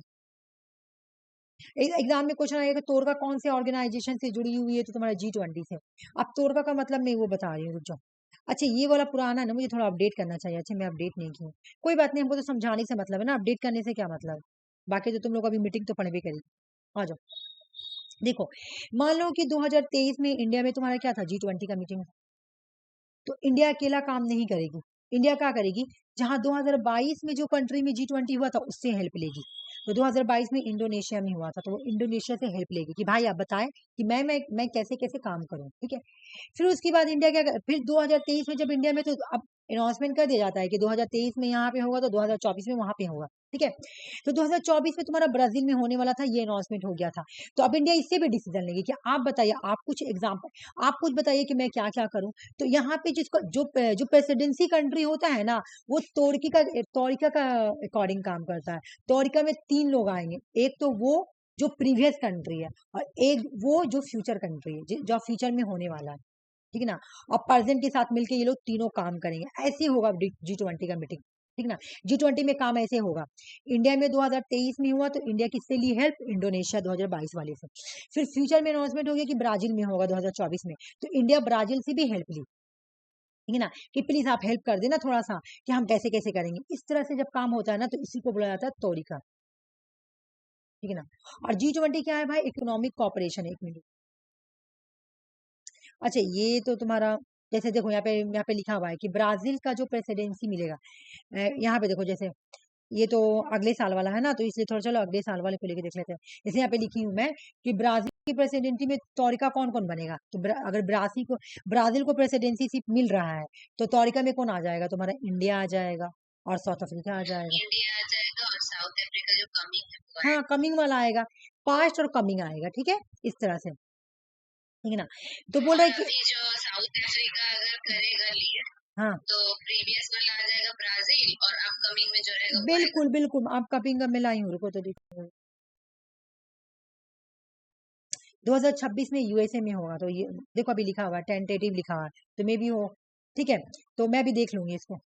यूएसए में तो यूएसए में बनाओ तौरिका बनाओ, कैसे बनेगा अगर यूएसए में होने वाला है तो 2000 यूएसए में नहीं नहीं, 2026 south sorry, Africa. South Africa में होने वाला है। तो तुम्हारा कैसे बनेगा, साउथ अफ्रीका तो में यहाँ होगा पे तो यूएसए, लीड करेगा साउथ अफ्रीका। हाँ ये बन गया तौरिका, लीड करेगा साउथ अफ्रीका, ये बन गया तौरिका, मतलब ब्राजील ब्राजील होगा पास्ट, लीड करेगा साउथ अफ्रीका और अपकमिंग रहेगा यूएसए। बिल्कुल, ठीक है। और यूएसए तुम्हारा अपकमिंग होगा, आने वाला, ठीक है। तो ये हो गया तौरिका। अब एक चीज और समझो, बोला कि यूके जो है ना, यूके लार्जेस्ट इन्वेस्टर है इंडिया को। एग्जाम में क्वेश्चन आया हुआ है कि G20 की जितने भी कंट्रीज हैं 19 कंट्रीज और 2 यूनियन है ना, एक यूरोपियन यूनियन एक अफ्रीका यूनियन, ठीक है। तो इनमें से सबसे ज्यादा लार्जेस्ट इन्वेस्टर कौन है, इंडिया को इन्वेस्ट कौन करता है, तो यूके करता है। बाकी ये सब देखो अपडेट अच्छा वो होने की चीज करता है, वो हमेशा करता है या फिर किया था इंडिया के टाइम। नहीं, ये बोल रहा है कि ना इंडिया का टाइम नहीं किया, ये करता है, ये करता है। तो यहाँ पे इन्वेस्टर इन इंडिया लिखा हुआ है इसीलिए। नहीं नहीं, largest investor in India, UK has become, UK बना है लार्जेस्ट इन्वेस्टर इंडिया को। इंडिया ने इन्वेस्ट, यूके इन्वेस्ट किया इंडिया में, इंडिया कहाँ से यूके में इन्वेस्ट कर पड़ेगा, इंडिया इंडिया कहाँ। नहीं नहीं, वो वही बोल रहे हैं कि जब इंडिया में हुआ था हाँ तब नहीं नहीं नहीं यूके नहीं, इन्वेस्टर ये था ये इंडिया का लार्जेस्ट। नहीं है, नहीं ये इंडिया के पर्सपेक्टिव से नहीं है, इंडिया के पर्सपेक्टिव से अभी नीचे पढ़ेंगे। इंडिया में जब उससे नहीं, इन्वेस्टर का मतलब तुम नहीं समझी, इंडिया में कंपनी लगाना, मैं उसके लिए इन्वेस्ट कर रहा। आया था तुम्हारा एलन मस्क, क्या बोला था कि इंडिया को मैं इन्वेस्ट करूंगा। आया था तुम्हारा डोनाल्ड ट्रम्प, क्या बोला कि इंडिया को इन्वेस्ट करूंगा। वो इन्वेस्टर का मतलब क्या होता है, इंडिया में पैसा लगाएंगे कि आप है ना ये काम कीजिए, कोई प्रोजेक्ट स्टार्ट कीजिए, हम उसमें पैसा देंगे, वो बात बोला जा रहा है। ठीक है, बोला नहीं कि इंडिया में मीटिंग हुआ उसमें इन्वेस्ट किया, नहीं बिल्कुल भी नहीं, वो बात नहीं। ठीक है, वो बात नहीं बोला कि इंडिया में मीटिंग हुआ मैं उसमें इन्वेस्ट करूंगा। कंपनी बैठाने के लिए। हाँ, टेस्ला कंपनी के लिए आया था ना तुम्हारा एलन मस्क, तो क्या बोला था कि मैं इन्वेस्ट करूंगा। वो उस रिलेटिव से बोला गया कि यूके जो है इन्वेस्ट करता तुम्हारे इंडिया को। G20 कंट्रीज में पूछेगा था, G20 कंट्रीज में कौन सा ऐसा कंट्री जो इंडिया को सबसे ज्यादा इन्वेस्ट करता है, तो तुम्हारा ये यूके है। अब देखो ये एक मेरी बात सुनो, चेंज होते रहता है। अगर मान ली कि मैं तुम लोग को रिवीजन कराऊं, चेंज होगा तो मैं चेंज भी कर सकती हूँ, ठीक है ना। चलो आ जाओ, इंडिया की पर्सपेक्टिव से हम पढ़ते हैं। अच्छा, एक चीज तुमको मैं और बताऊंगी कि G20 तुम्हारा, मैं मैंने लिखी नहीं हूँ, मुझे बहुत ये हो रहा है, मैं नहीं लिखी हूँ, एक बार मुझे देखने दो तो मैं लिखी हूँ कि नहीं।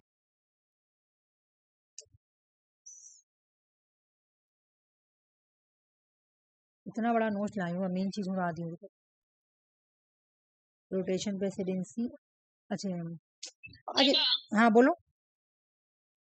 हम आपको बोलने वाले थे ना हाँ कि आज ना हम 8:30 बजे तक ही क्लास करेंगे, बाकी ना हम वीडियो देख लेंगे क्योंकि बिल्कुल, मेरे घर पे गेस्ट आए हुए हैं ना, ओके इसलिए ओके, कोई प्रॉब्लम। क्लास लेट से भी ज्वाइन किया और आपको बोल नहीं पाए। अच्छा, कोई बात नहीं, वीडियो बाद में देख लेना, ठीक है, लेकिन देख लेना है। हाँ, लास्ट 8:30 तक ही करेंगे। ओके ओके, कोई बात नहीं, ठीक, कोई बात, ठीक है। देखो तुमको एक और स्टोरी बता रहे कि तुम्हारा ना यहाँ पे अगर जैसे भी हम लोग पढ़े ना इकोनॉमिक्स से जुड़ा हुआ है, तो जैसे कि अभी नहीं, जब इंडिया में G20 नहीं हुआ था उससे पहले, जैसे नीरव मोदी क्या किया, तुम लोग स्टोरी जानती हो ना नीरव मोदी का। तो नीरव मोदी क्या किया गया, नीरव मोदी ने क्या किया था, इंडिया का पैसा लेके भाग गया दूसरे कंट्री, है ना। तो G20 में बोला गया कि उस टाइप के भी आदमी को पकड़ेंगे। इवन नरेंद्र मोदी जब गए थे G20, सर तुम्हारा 2020 में कि 21 में उन्होंने जाके ये बात बोला था कि हम लोग नीरव मोदी जैसे लोगों को पकड़ेंगे जो मुल्क से पैसा लेके भाग जाते हैं। तो यहाँ पर ये भी बात बोला गया था, ठीक है ना। और ये वाला मैं देख रही हूँ, अच्छा ठीक है, मैं देख रही हूँ है कि नहीं, पहले पढ़ा ली थी उसके बाद में टाइम वेस्ट होगा। इंडिया के पर्सपेक्टिव से पढ़ेंगे। 18 क्वेश्चन देखो, 18 समिट कहाँ हुआ, अगर एग्जाम में क्वेश्चन आएगा तो 18 समिट कहाँ हुआ, हम लोगों के इंडिया में हुआ, ठीक है। अच्छा, डेट क्या था जब इंडिया में 18 समिट G20 का हुआ, तो डेट क्या था, 9 से तुम्हारा 10 सितंबर, ठीक है। कब हुआ था भाई, 2023। अभी भी तुम देखोगी तो तुम्हारा ये मिलता है, टिकट लेने जाओगी तो देखना G20 का तुम्हारा लोगो बना हुआ है, हर जगह G20 एकदम, ट्रेन पे हर जगह पे तुम्हारा G20 का लोगो बना हुआ रहता था। हाँ, प्राउड का बात तो है, बट कोई बेनिफिट भी तो होना चाहिए। G20 का जो सबमिट है इंडिया में फर्स्ट हुआ था, मतलब इंडिया के लिए तो फर्स्ट ही था। इंडिया ने जो होस्ट कराया था तो इंडिया के लिए फर्स्ट था। एग्जाम में इस बार का ये क्वेश्चन है तुम्हारा, ठीक है। प्राइम मिनिस्टर कौन था, तो प्राइम मिनिस्टर नरेंद्र मोदी जो थे वो G20 के चेयरमैन थे। अपना कंट्री में हो रहा तो वही होंगे प्राइम मिनिस्टर, ठीक है ना। अच्छा, G20 का थीम क्या था जो इंडिया में हुआ था, वसु वसुदेवा कुटाम्बकम, ठीक मैं बोल रही हूँ ना, वसुधा वसु वासुदेव हाँ कुटाम्बन, वासुदेव हाँ कुटुंबकम। हाँ कुटम्बक, one earth one family one future. ये कहाँ से लिया गया है, ये संस्कृत टेक्स्ट से लिया गया है, महाउपनिषद से लिया गया है, ठीक है। वसुदेवा कुटुंबकम, one earth one family one future, ये कौन सा, ये एशियंट एक बुक है जिसका नाम है, टेक्स्ट है जिसका नाम है महाउपनिषद, यहाँ से ये वाला लिया गया था। और ये G20 का थीम था, ठीक है, क्या था, थीम था। यहाँ पे एक चीज और इम्पोर्टेंट क्या हुआ था, अभी क्लास नहीं खत्म हुआ है, अब जाओ बाद में खेलेंगे तुम्हारे साथ, ठीक है।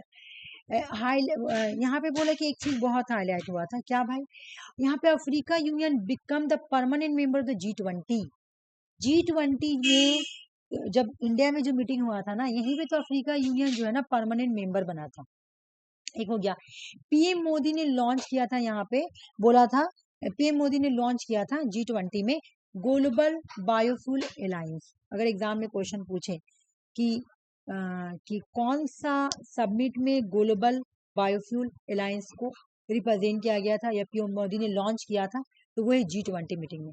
G20 मीटिंग में नरेंद्र मोदी ने लॉन्च किया था ग्लोबल बायोफ्यूल अलायंस, ठीक है। प्राइम मिनिस्टर नरेंद्र मोदी ने लॉन्च किया था एक और चीज, देखो, India middle east Europe mega economic corridor. मतलब इन्होंने बोला कि हम लोग एक कॉरिडोर स्टार्ट करेंगे। कॉरिडोर का मतलब क्या है, एक ऐसा रास्ता जो इंडिया मिडिल ईस्ट यूरोप से होते हुए गुजरेगा, है ना, और ये इकोनॉमिक कॉरिडोर होगा। ये सब इन्होंने बोला था। क्या क्या बोला था G20 में?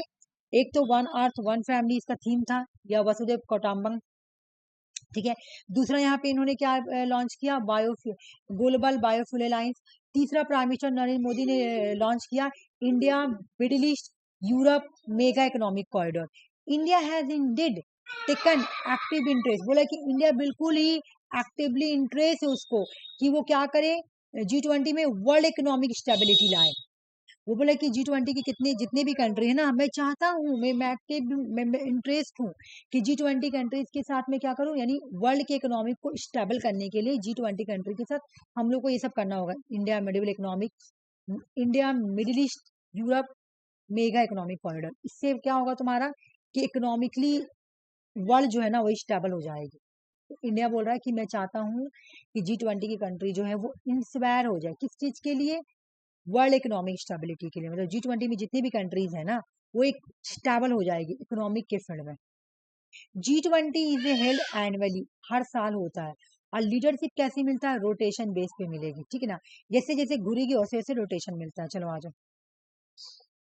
और चेयरशिप भी बिल्कुल तुमको रोटेशन के बेस पे मिलेगी। फर्स्ट G20 तुम्हारा सबमिट तुम्हारा वाशिंगटन डीसी में हुआ था फर्स्ट। पहले तो तुम्हारा क्या हो रहा था, लीडर लोग ही मिल रहे थे। लीडर पहला कोई ऐसा मीटिंग सबमिट बोल के नहीं होता था, सिर्फ मिनिस्टर लोग आते थे, मिल लेते थे। तुम्हारा ये आरबीआई के गवर्नर या मतलब जो भी मुल्क के जो जिस कंट्री के जो सेंट्रल बैंक के गवर्नर होते थे वो लोग आके मिल लेते थे। लेकिन फर्स्ट मीटिंग होना स्टार्ट कब हुआ तुम्हारा, 2008 से, जहाँ से वर्ल्ड लीडर मिल रहे हैं। तो ये पहला बार कहाँ हुआ था, तो वाशिंगटन डीसी में ही हुआ था, यूएसए है, ठीक है ना। यूएसए ने USA is the only country host the summit twist. बोला यूएसए की ऐसी पहली कंट्री है, देखो तीसरा बार भी यहीं पे होने जा रहा है, अब तीसरा भी लिखना पड़ेगा। बोला यूएस ऐसा पहला कंट्री है जिसने G20 का मीटिंग 2 बार किया, एक बार 2008 में भी किया, एक बार 2009 में भी किया, अब तीसरी बार भी होने वाली है, तो ऐसा तीसरा बार भी लिखा जाएगा, ठीक है। बाकी ये वाला तुमको याद नहीं करना है, ठीक है ना, ये बिल्कुल भी याद नहीं करना, देखना भी मत। मैं यहाँ पे क्या लिखूं मैं बता दे रही हूँ, देखो, to decide which is the member the nation to get the chair G20 leader meeting for the give air all country member of assignment हटा दो, 5 one of the 5 different group। यहाँ पे देखो 5 different group है, देख लो पहले वो ये ग्रुप है। बोला क्या, ये 5 different group है, देख रही हो, group 1, group 2, group 3, group 4, group 5। कैसे रोटेशन मिलता है एक बार देख लो, खाली ये देख लो, ठीक है। तो बोला कि कितने ग्रुप में बांटा गया G20 को, अगर पूछे G20 को कितने ग्रुप में बांटा गया, ग्रुप 5 ग्रुप में बांटा गया, ठीक है ना। विथ ऑल, एक मिनट जो, with all but one group having 4 member, her group में देख लो 4 मेंबर है ना, किसी में 4 किसी में 3 भी ऐसा दिया हुआ ना, ऑस्ट्रेलिया, कनाडा, सऊदी अरबिया और यूएसए, इंडिया, रशिया, तुम्हारा साउथ अफ्रीका, टर्की। अच्छा ये तुम्हारा पुराना है ना, तो थोड़ा सा मैं यहाँ पे ये अफ्रीका यूनियन को ऐड नहीं किया। Argentina, Brazil, Mexico. अच्छा यूरोपियन यूनियन तो नहीं है, कंट्रीज के बारे में बोल रहा। France, Germany, Italy, UK.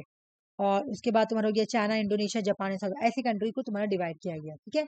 और जो उसके बाद देखते हैं, the other having 3 state from same region and place the same group, group 1। सिर्फ एक ग्रुप को दे दिया जाएगा कि भाई आपको मिला इस बार, मान लो कि एक ग्रुप को दे दिया जाएगा कि भाई 5 ग्रुप है ना, 5 ग्रुप को रोटेशन होके मिल रहा है, ठीक है ना। तो मान लो एक ग्रुप को दे दिया ग्रुप 1 को, जैसे अभी किसको मिला था 2023 में, मान लिया कि ग्रुप 2 को मिला। अब ग्रुप 2 डिसाइड करेगी कि इन चारों में से किसको दिया जाए, ठीक है, समझ में आ गया।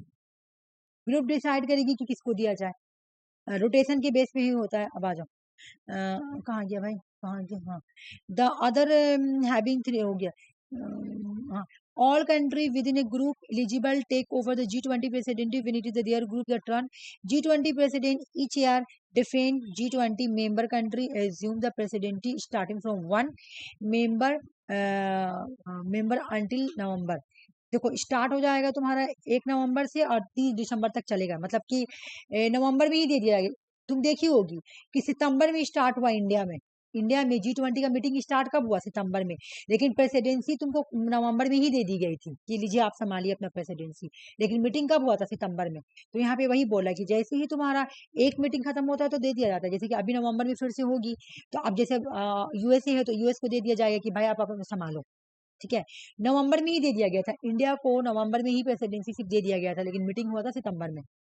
This system has been place since 2010 when South Africa, which is the 5 group, South Africa भाई 5 ग्रुप में कहा?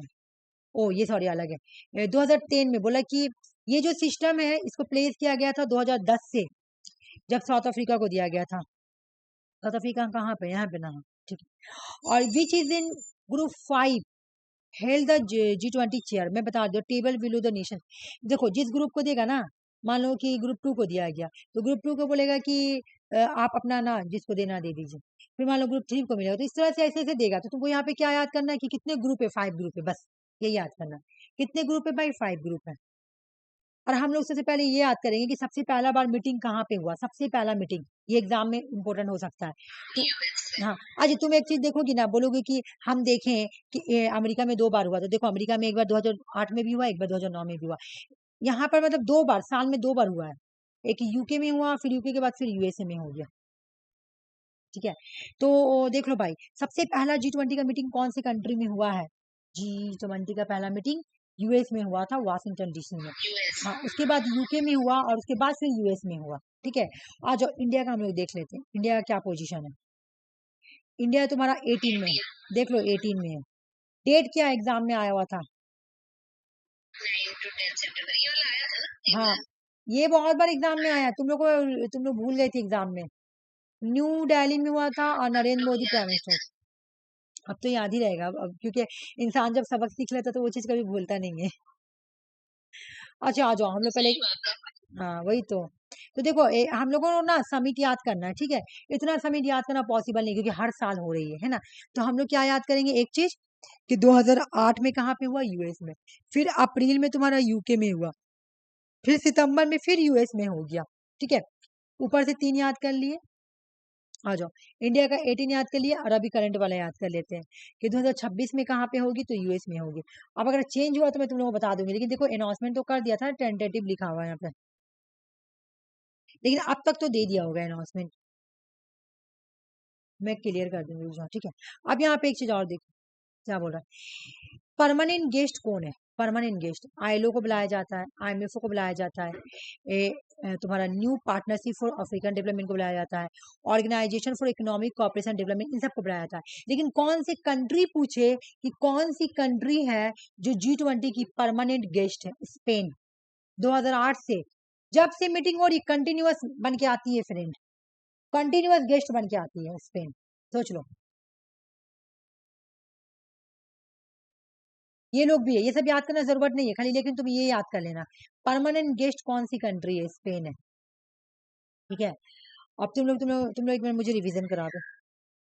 रिवीजन नहीं कराऊंगी ना तो हाच पाच हो जाएगा, इस वजह से मुझे कराना पड़ रहा है। ठीक है, चलो ये सब एक जैसा है। एक जैसा है ना इसलिए। कंट्रीज बताओ कितने हैं total countries? 19 countries plus AU plus EU।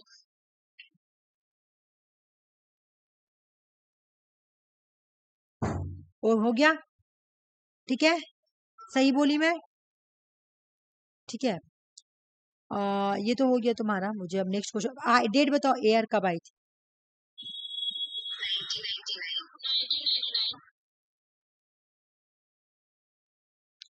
किसके रिस्पॉन्स में आई थी? Financial crisis.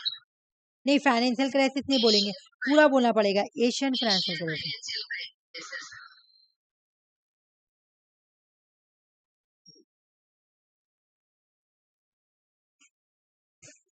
वर्ल्ड लीडर कब से मिलने लगे? वर्ल्ड 2008 से। 2008। रीजन क्या था? Global financial crisis. बिल्कुल, क्या था भाई रीजन? ग्लोबल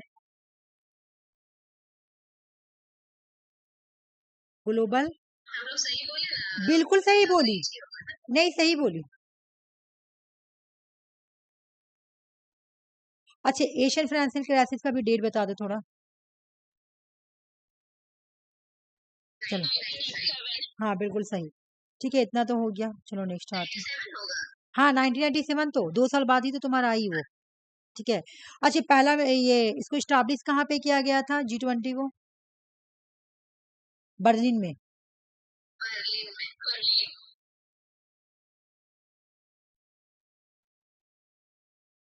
ये हो गया तुम्हारा।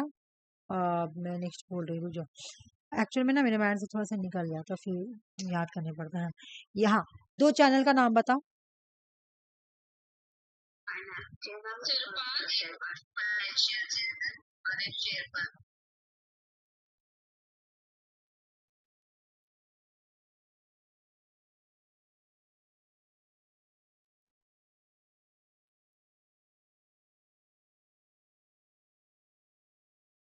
ठीक है, समझ में आ गया। इतना चीज तो तुम लोगों को हर हाल में याद करना है, ठीक है। अच्छा, ये तुम्हारा किस किस चीज को, इकोनॉमिक्स को डील करती है ना, इकोनॉमिक की प्रॉब्लम को सॉल्व करनी। देख रही हो ना, आई क्यों फाइनेंशियल क्राइसिस, तो ये इकोनॉमिक्स से जुड़ा हुआ है। ठीक है, आई क्यों भाई, तो इकोनॉमिक क्राइसिस के लिए है ना, फाइनेंशियल क्राइसिस के लिए, तो ये जुड़ा हुआ किसी इकोनॉमिक्स से ही जुड़ा हुआ है। ठीक है, ये एक इंटरनेशनल कॉपरेशन है, ये सब समझ में आ गया था। और क्या था तुम्हारा, हाँ तौरिका में बताओ, तौरिका क्या है? तौरिका में प्रीवियस जो कंट्री रहता है वो करेंट, मतलब previous current.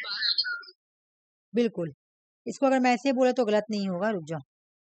Previous, previous current और अपकमिंग। प्रेजेंट और फ्यूचर, या अपकमिंग, अपकमिंग भी बोल सकती हो।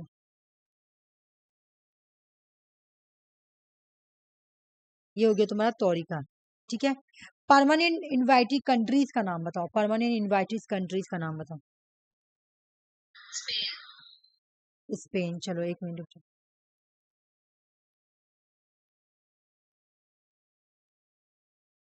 इंडिया में जो सबमिट हुआ था, वो सबमिट का नंबर क्या था G20 का सबमिट का? 18 सबमिट। डेट क्या था होने का?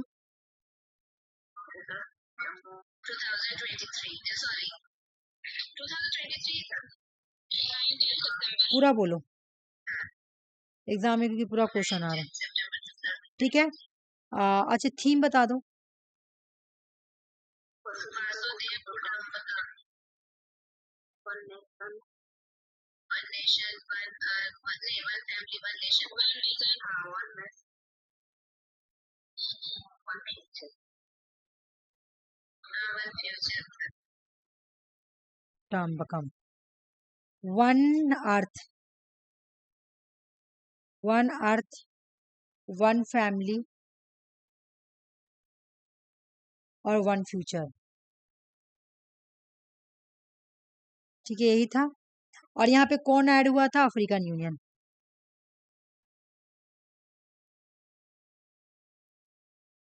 और कोई ऐसा चीज तो हाँ, मीटिंग कैसे होती है तुम्हारा? रोटेशन के बेस पे। मीटिंग कैसे होती है? रोटेशन के बेस पे, है ना। और मुझे एक चीज और क्या? किया था 2000, अफ्रीकन यूनियन ज्वाइन किया था 2023 में। हाँ, अच्छा मुझे ये बताओ, पहली मीटिंग कब हुई है G20 की? पहली मीटिंग 2008 में, है ना। कहाँ पे? तो यूएस में। कहाँ पे? यूएस में। हाँ, कितना ग्रुप को बांट, G20 में कितने ग्रुप हैं? कितने ग्रुप हैं? 5 ग्रुप। मुझे नहीं लगता कि आप तुम लोगों को यहाँ पे कोई प्रॉब्लम होनी चाहिए G20 में। अगर कोई है तो बताओ। अगर किसी पर 2024 का, 2023 दिसंबर का क्वेश्चन है तो जल्दी से भेज दो, मैं 5 क्वेश्चन सॉल्व करवा दूंगी। मैं देख रही हूँ मेरे मोबाइल में, अगर है तो देखो। नहीं 24 नहीं है, 23, 23, 23 का मैं भी देख रही हूँ, मेरे मोबाइल में होगा, मैं देख रही हूँ, रुक जाओ। मैं अपने मोबाइल में देख रही हूँ, अगर मेरा में मिल गया तो ठीक है। क्योंकि मेरा बुक देख रही हूँ कैसे फोल्ड किया हुआ, तुम लोगों को समझ में नहीं आएगा। मैं बुक में निकाल दूं लेकिन तुम लोगों को समझ में नहीं आएगा ना। देखिए ना, मैं उस दिन दिखाई थी फोल्ड किया हुआ है, देख रही हूँ, रुक जाओ।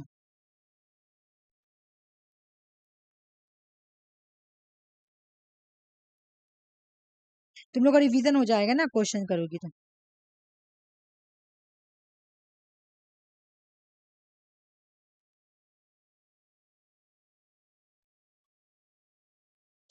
थोड़ा 1 सेकंड बस वेट कर लो, मैं तुम लोगों का देख लेती हूँ, मेरे मोबाइल में होगा, मे बी हो।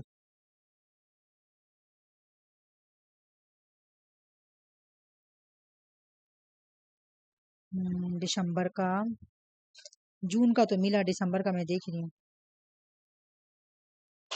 ये भाई ये क्या कर रहा है, दिसंबर का नहीं दे रहा। दिसंबर में ना बहुत सारे एग्जाम हुआ, तो मुझे दिसंबर का 2024 का चाहिए, जिस दिसंबर वाला, जून वाला नहीं।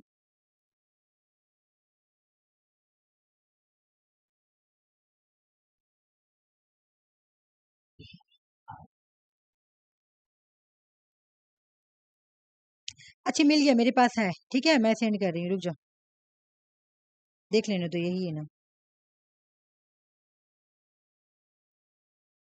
नहीं नहीं नहीं नहीं नहीं नहीं। अच्छा हाँ हाँ हाँ, मिल गया मिल गया मिल गया मिल गया, मैं सेंड कर रही हूँ, रुक जाओ।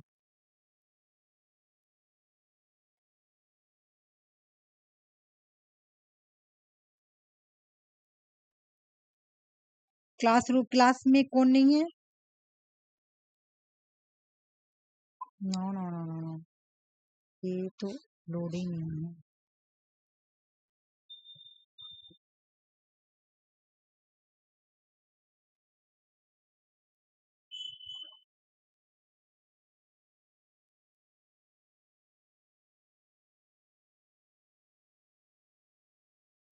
एक सेकंड रुको, मिल गया, मैं भेज रही हूँ अपने मोबाइल में,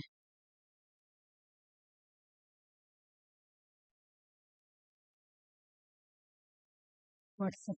मैंने पहले वीडियो को स्टॉप कर दी, तो मेरा व्हाट्सएप इसमें रिकॉर्डिंग में आ जाएगा। चलो,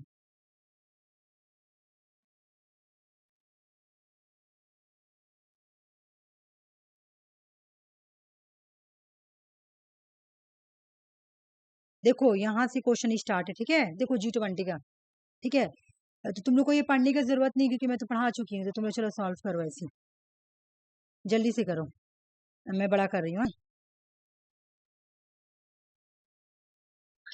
ऑप्शन नंबर 2। सब कोई बोलो, G20 का फॉर्मेशन किसकी वजह से हुआ था? ऑप्शन नंबर हाँ आरती तुम्हारा आ गया और सुषमा का आया, लक्ष्मी का और अंजलि का नहीं आया। ऑप्शन 2। अंजलि बोलो। 2 जी, नंबर। हाँ बिल्कुल, G20 क्यों आई भाई? एशियन फाइनेंशियल क्राइसिस की वजह से आई। अब जो तुम लोग को जो भी मैं टॉपिक पढ़ाऊंगी और वो अगर एग्जाम में आ चुका है, तो मैं लाके ऐसी तरह से क्वेश्चन सॉल्व करवाऊंगी कि तुम लोग को ये बात समझ में आए कि अगर एग्जाम में तुम लोगों का टॉपिक से रिलेटिव तुम लोगों का ये आ जाता है, ठीक है, सीन, तो पढ़ने की जरूरत नहीं, क्योंकि तुम लोग को तो पढ़ा हुआ तो तुम लोग कर लोगी, ठीक है, ये करो।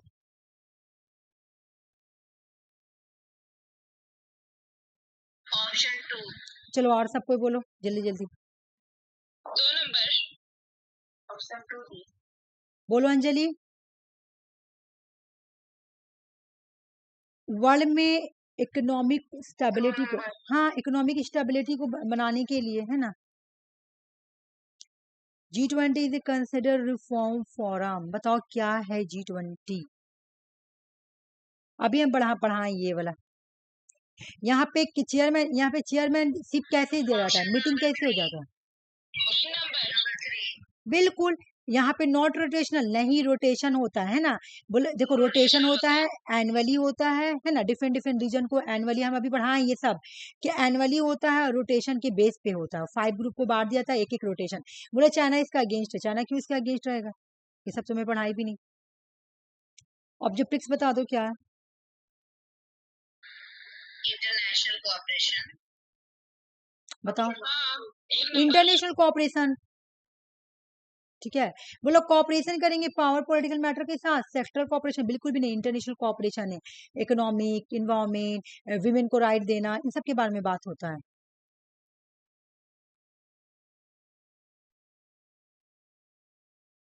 ये G20 वो वाला पूछा, इंडिया में जो हुआ था ना, वही का पूछ रहा है कि क्या क्या बोला गया था उसमें।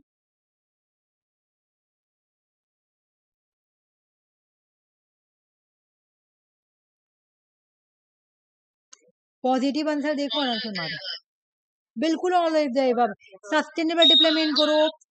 G20 में सब चीज के बारे में बात होता है, देखो G20 में इकोनॉमिक के बारे में बात होता है, ठीक है। वुमेन को इक्वलिटी देने के बारे में बात होता है कि उनका क्या क्या किया जाए कि उनका इक्वलिटी हो जाए। ग्लोबल साउथ के बारे में भी बात होता है कि जो डेवलपिंग कंट्रीज है जो पीछे रह गई उनको भी आगे बढ़ाने का बात होता है, ये सब बात होता है G20 में। तो ये तुम्हारा ऑल ऑफ द एबव हो गया, ठीक है। अब बताओ तुम लोगों का पांचों का पांचों क्वेश्चन सॉल्व हो गया। अगर एग्जाम में क्वेश्चन आता है तुम लोगों का और वो टॉपिक पढ़ा हुआ है तो बिल्कुल भी तुम लोग जाके ये मत पढ़ना, ठीक है, जाकर टॉपिक मत पढ़ना कि हाँ मेरे टॉपिक में बिल्कुल भी नहीं, बस आंसर याद है, बस झटा झट मार के निकल जाना, ठीक है। चलो अब आ दो G27। G27 क्या है? G27 जो तुम्हारा है ना, सबसे पहला क्वेश्चन आता है एग्जाम में यही, ये डेवलपिंग कंट्रीज का नेशन है, डेवलपिंग कंट्रीज का ग्रुप का है। मतलब G20 क्या है जो मैं बता रही G20 बोली सॉरी, G27 क्या है? ये एक डेवलपिंग कंट्रीज का ग्रुप का ऑर्गेनाइजेशन है, इसके जितने भी मेंबर है वो सारे ही कौन है? डेवलपिंग में। अब एग्जाम में क्वेश्चन कैसे आता है मैं तुमको बता रही हूँ। एग्जाम में तुमको दे देगा कि यूएसए और बाकी डेवलपिंग कंट्रीज, तुमको पता है यूएसए क्या है? डेवलप्ड कंट्री है, यूएस तो होगा नहीं इसका मेंबर। अब बोलता है इसमें से कौन सा मेंबर नहीं है, क्वेश्चन ऐसे आता है, ठीक है। या फिर तुमको स्टेटमेंट दे देगा 1 2 3 4, एक में तुमको डेवलपमेंट लिख देगा, डेवलप। तुमको पता है कि जो डेवलप्ड है वो मुझे हटाना है, क्यों? क्योंकि G7 में कितने मेंबर कंट्रीज है? 134। और ये क्या है? सारी ही डेवलपिंग कंट्रीज है। ये स्टैब्लिश कब किया गया था? 1964 में। एक मिनट रुक जाओ, मुझे चार्ज थोड़ा लगाने, तुम्हें ध्यान नहीं दी। एक मिनट में चार्ज थोड़ा लगा रही थी, तुम्हें देखो मैं आ रही।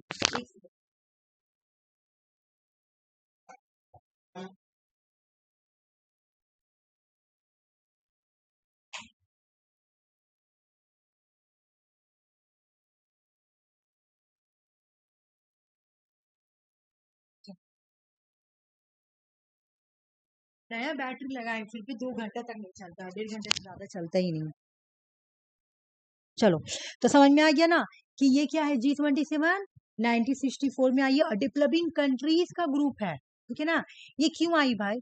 It represent the largest coalition of countries and hold rotation rotating rotating sorry rotating presidency. यहाँ पे भी प्रेसिडेंसी थी, बिल्कुल G20 जैसा हो रहा, रोटेशन के बेस पे होता है, ठीक है ना। India was the first nation to presides over the G7 New York में। इंडिया ने इसको प्रिसाइड किया था, ठीक है, कहाँ पे? न्यूयॉर्क में, G27 को। चाइना जो है वो नहीं मेंबर है इसका, याद रख लो। अब तुम लोग को लगता है कि चाइना भी तो डेवलपिंग कंट्रीज है, तो मैं भी चाइना हूँ, इस वजह से मुझे मेंशन करना पड़ा कि चाइना नहीं है, बाकी सारे डेवलपिंग कंट्रीज है, सिर्फ चाइना नहीं। China is not a officially member of the G27। यहाँ पे सिर्फ डेवलपिंग कंट्रीज है, सिर्फ developing. G27 is the largest intergovernmental organization of developing countries in the United Nations। United Nations के अंदर, यूनाइटेड नेशंस के अंदर जितनी भी डेवलपिंग कंट्रीज हैं उन्होंने बोला कि हम लोग क्या करें, आपस में एक ऑर्गेनाइजेशन बनाएं जिसका नाम रहेगा G27। और ये जो ऑर्गेनाइजेशन होगी ना, इसके अंदर सारे ही डेवलपिंग कंट्रीज होंगी, ठीक है। समझ में आ गया कि G27 क्या है?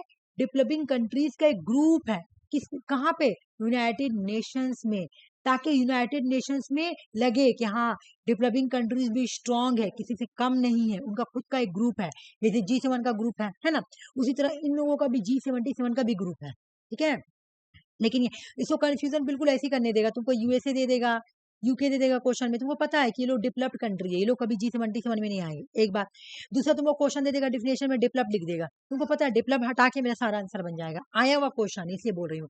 दूसरा तुमसे डेट पूछता है, डेट कब का है? 1964 का है, ठीक है। वो भी कहाँ पे है? ये यूनाइटेड नेशंस में, क्योंकि यूनाइटेड नेशंस में जितनी भी कंट्री है ना, तो उसमें जो डेवलपिंग कंट्रीज उन्होंने बोला कि हम लोग एक ऑर्गेनाइजेशन बनाते हैं, ठीक है ना, G27। इस तरह से यूएनओ के अंदर हम लोगों का भी एक स्ट्रॉन्ग पावर रहेगा डेवलपिंग कंट्रीज का, इसलिए इन्होंने बनाया था, ठीक है। चलो ये कंप्लीट हो गया, ये बिल्कुल छोटा सा था, अगर मैं बोलूंगी तो मैं इसको भी रिवीजन करवा देती हूँ। जी ये वाला मैं तुम लोगों को पढ़ाई थी, अगला बार पता नहीं तुम लोग पढ़ी थी कि नहीं पता, लेकिन मैं पढ़ाई थी, और इससे क्वेश्चन भी आया था रशिया करके। मैं हमेशा पढ़ाती हूँ कि रशिया ने जाके क्रीमिया में हमला किया था, इस वजह से उसको हटाया गया था 2014 में, ठीक है। और यही वाला क्वेश्चन आया हुआ था कि मतलब आर में मेरा पढ़ाया हुआ था और ये भी पढ़ाया हुआ था, तो उस बेसिस पे मैं बता रही हूँ, ठीक है। चलो आ जाओ, अब यहाँ पढ़ा रही हूँ, वो वाला भी दोनों को साथ में रिवीजन कर दूंगी, वो छोटा सा ना इसलिए छोड़ दी मैं उसको। G7 क्या है? G7 1975 में आया, याद करो G7। अभी हम लोग G20 पढ़े, G27 पढ़े, अब हम लोग पढ़ेंगे G7। G7 क्या है भाई? G7 जो है कब आई थी? 1975 में, ठीक है। लेकिन जब आई थी तो कितना आई थी? जी ग्रुप बन के आई थी। जब इसको फॉर्म किया गया था ना 1977 में, तो सिर्फ G6 थी, मतलब इसमें 7 कंट्री नहीं थी, सिर्फ 6 ही कंट्री थी। लेकिन कनाडा जो है ना 1976 में आकर ज्वाइन हुई और ये बन गई G7, ठीक है। समझ में आ रहा मैं क्या बोली?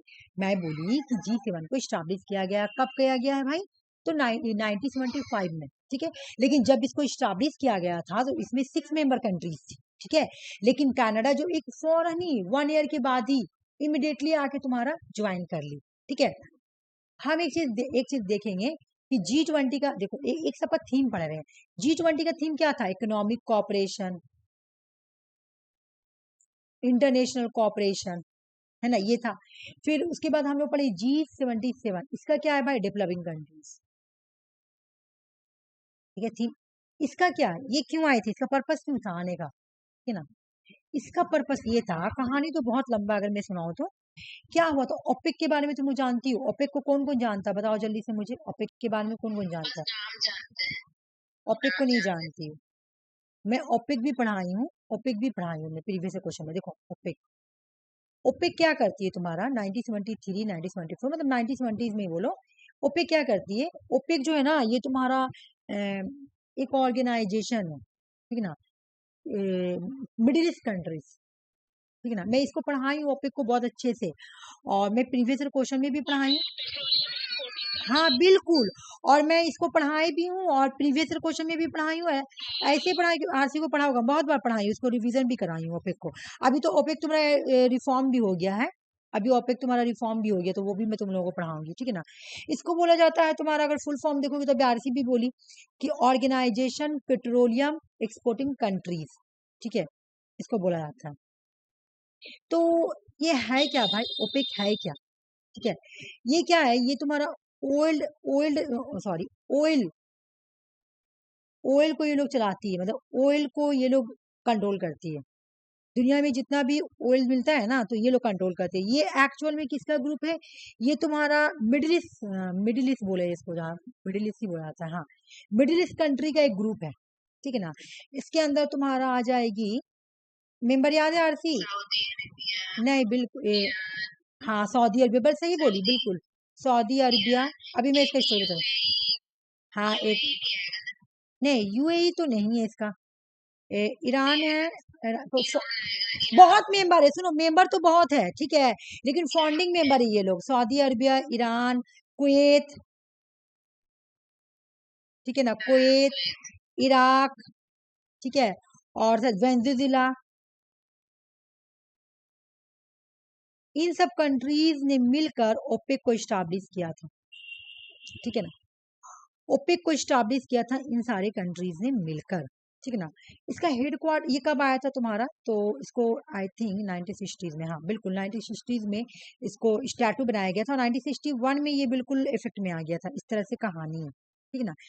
इन्होंने क्या किया, ये लोग क्या करते हैं देखो, ये जो ग्रुप है ना ओपेक, ये इन्होंने क्या किया 1970s में तेल के प्राइस को बढ़ा दिया, ऑयल के प्राइस को क्या किया, बढ़ा दिया, ठीक है। अच्छा रुको, तो मैं ऊपर गई नीचे गया, ओ यहाँ, इसको मैं डिलीट कर रही हूँ ना, कंफ्यूजिंग हो जाएगा मुझे, बहुत ज्यादा कंफ्यूजिंग हो रहा है।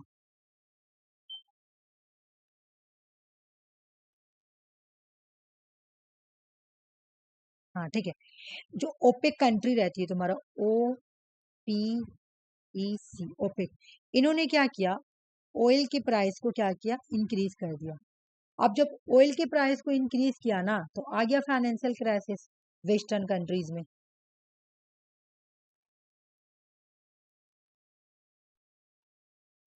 कहाँ पर वेस्ट में आया? क्योंकि तेल का कुआं कहाँ पर है तुम्हारा? मिडिल ईस्ट कंट्रीज में चले जाओ, ठीक है ना। आ गया फाइनेंशियल क्राइसिस, अब इन लोगों को तो हुआ कि भाई हम लोग का फाइनेंशियल क्राइसिस आ गया।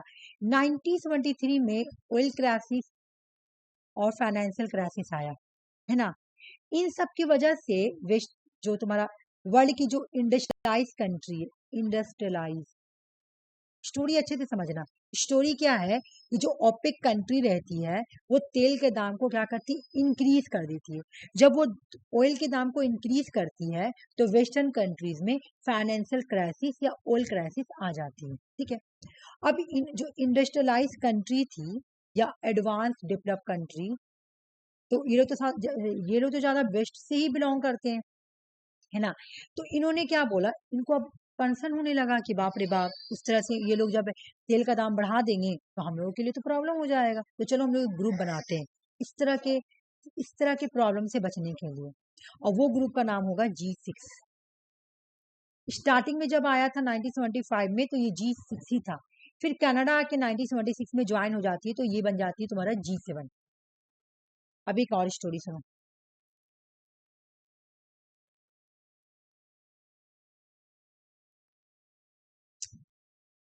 मैं इसका यहाँ पे मैं रशिया का डिलीट करती हूँ, देखो वो मेरा, हाँ नहीं नहीं लिखी हूँ, सॉरी सॉरी, मुझे लगा मैं डिलीट कर दी। फिर रसिया आके ज्वाइन हुई, देखो रसिया आके 1997 में ज्वाइन हुई, बन गया G8। स्टोरी बड़ी अच्छा से सुनना, मैं यहाँ पे चार्ट बना रही हूँ तब तुम लोगों को समझ में आएगा।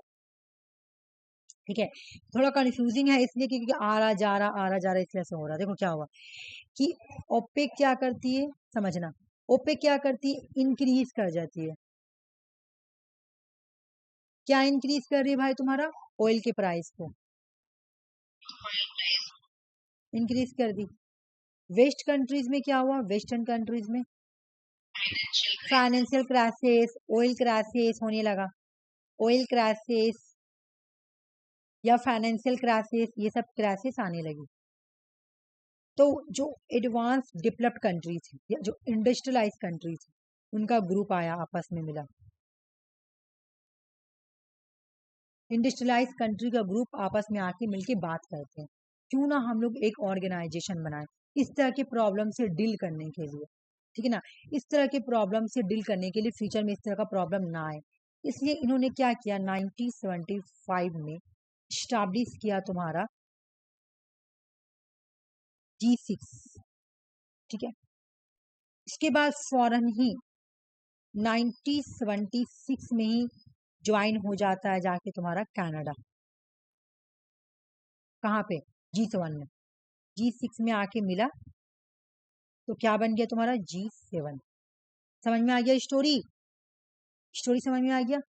अब G7 जब थी ना तो G7 में आके रशिया 1997 में ज्वाइन होती है रशिया। ठीक है, अब ये क्या बन गया तुम्हारा G8। स्टोरी फिर समझ में आ गया, अब आ जाओ, अब इसके बाद देखते हैं नेक्स्ट स्टोरी क्या है। आया 2014 में, आज ही आरसी को ये पूरा डिटेल बताया थी सुबह में, कहानी यूक्रेन का कहानी।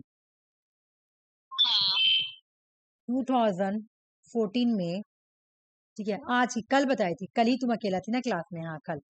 2014 में क्या हुआ कि रशिया जो है कैप्चर कर लेता है या एनेक्स कर लेता है, एनेक्स बोलो या कैप्चर बोलो, ठीक है ना, कुछ भी बोलो, किसको, क्रीमिया को, क्रीमिया को जाके कैप्चर कर लिया या एनेक्स कर लिया, कब, 2014 में। ठीक है, कैप्चर किया या एनेक्स कर लिया, जो भी बोलो। इन लोगों को आया गुस्सा, इन्होंने बोला रशिया को करो एक्सपेल, निकालो, एक्सपेल करो, रशिया को निकाल दो। 2014 में रशिया को क्या कर दिया गया, एक्सपेल कर दिया गया, है ना। कब एक्सपेल किया गया, 2014 में, एग्जाम में क्वेश्चन आया हुआ था। और मैं जब भी G7 पढ़ाती हूँ तो ये वाला जरूर पढ़ाती हूँ। फिर रशिया को हटा दिया गया 2014 में, एग्जाम में क्वेश्चन भी आया हुआ था। एक्सपेल कब किया गया, 2014 में, रट लो। क्यों किया गया था, क्योंकि इसने क्रीमिया पे हमला किया था 2014 में, कब्जा कर लिया था। और क्रीमिया किसका पार्ट था, यूक्रेन का पार्ट था। ठीक है, यूक्रेन का पार्ट था, कब्जा कर लिया था। यहाँ तक स्टोरी समझ में आई, बताओ स्टोरी समझ में आई कि नहीं आई, मुझे ये बात बताओ। यहाँ तक कहानी समझ में आई, कहानी समझ में आ गई। कहानी क्या था कि ओपेक ने जब तेल का प्राइस बढ़ाया वेस्टर्न कंट्रीज में, ऑयल फाइनेंशियल क्राइसिस आया। इंडस्ट्रियलाइज कंट्रीज का ग्रुप ने बोला कि चलो हम लोग एक ग्रुप बनाते हैं जो कि इस तरह के प्रॉब्लम से डील करेगी। 1975 में इन्होंने G6 को स्टैब्लिश किया, लेकिन फौरन ही 1976 में एक साल बाद ही कनाडा के ऐड हो जाती है, तो बन जाता G7। उसके बाद तुम्हारा क्या हुआ, जब G7 बना तो फिर उसके बाद G8 बना 1997 में, जब आके रशिया ज्वाइन होती है। रशिया ने 2014 में क्रीमिया पे हमला कर दिया, इसलिए उनको क्या किया गया, एक्सपेल कर दिया गया G7 से 2014 में। अब जो G8 था ना, G8 वो फिर से बन गया, क्या हुआ फिर से, बताओ फिर से क्या बना ये, G7 बन गया। किसमें बन गया, G7। कहानी खत्म, ठीक है, हो गया ना। अब एक अच्छा था स्टोरी अच्छा था ना चलो तो ऐसे याद रखना है, ठीक है, स्टोरी ऐसे याद रखना। चलो अब यहाँ पे एक चीज और देखो, अगर तुमसे एग्जाम में क्वेश्चन पूछे कि G7 क्यों आई थी, तो भाई ऑयल क्राइसिस और फाइनेंशियल क्राइसिस को डील करने के लिए आई थी। ऐसे इसका पर्पस और भी पढ़ेंगे। ये क्या है, इनफॉर्मल ब्लॉक है। किन कंट्रीज का ब्लॉक है, इंडस्ट्रियलाइज, सिर्फ इंडस्ट्रियलाइज और एडवांस कंट्रीज के मेंबर है, इसमें कोई डेवलपिंग या डेवलप कंट्रीज नहीं है। अब कंफ्यूजन कैसे करने देता है, सुनो, यूएसए दे दिया, यूके दे दिया, कनाडा दे दिया, और यहाँ पे इंडिया दे देगा। तुमको पता है इंडिया डेवलपिंग कंट्रीज है ना, डेवलप हो रहे, इमर्जिंग इकोनॉमिक है, ये लोग सारे एडवांस हैं, तो ये लोग हो जाएगा इस तरह से कंफ्यूजिंग। जबकि अभी हम लोग 77 पढ़े तो क्या था, 77 डेवलपिंग था, और ये क्या है, एडवांस है ना। ये यहाँ पे जो मेंबर कंट्रीज मिलेगी भाई, उसी पे एडवांस मिलेगी। चलो मेंबर कंट्रीज याद करने का ट्रिक देखते हैं।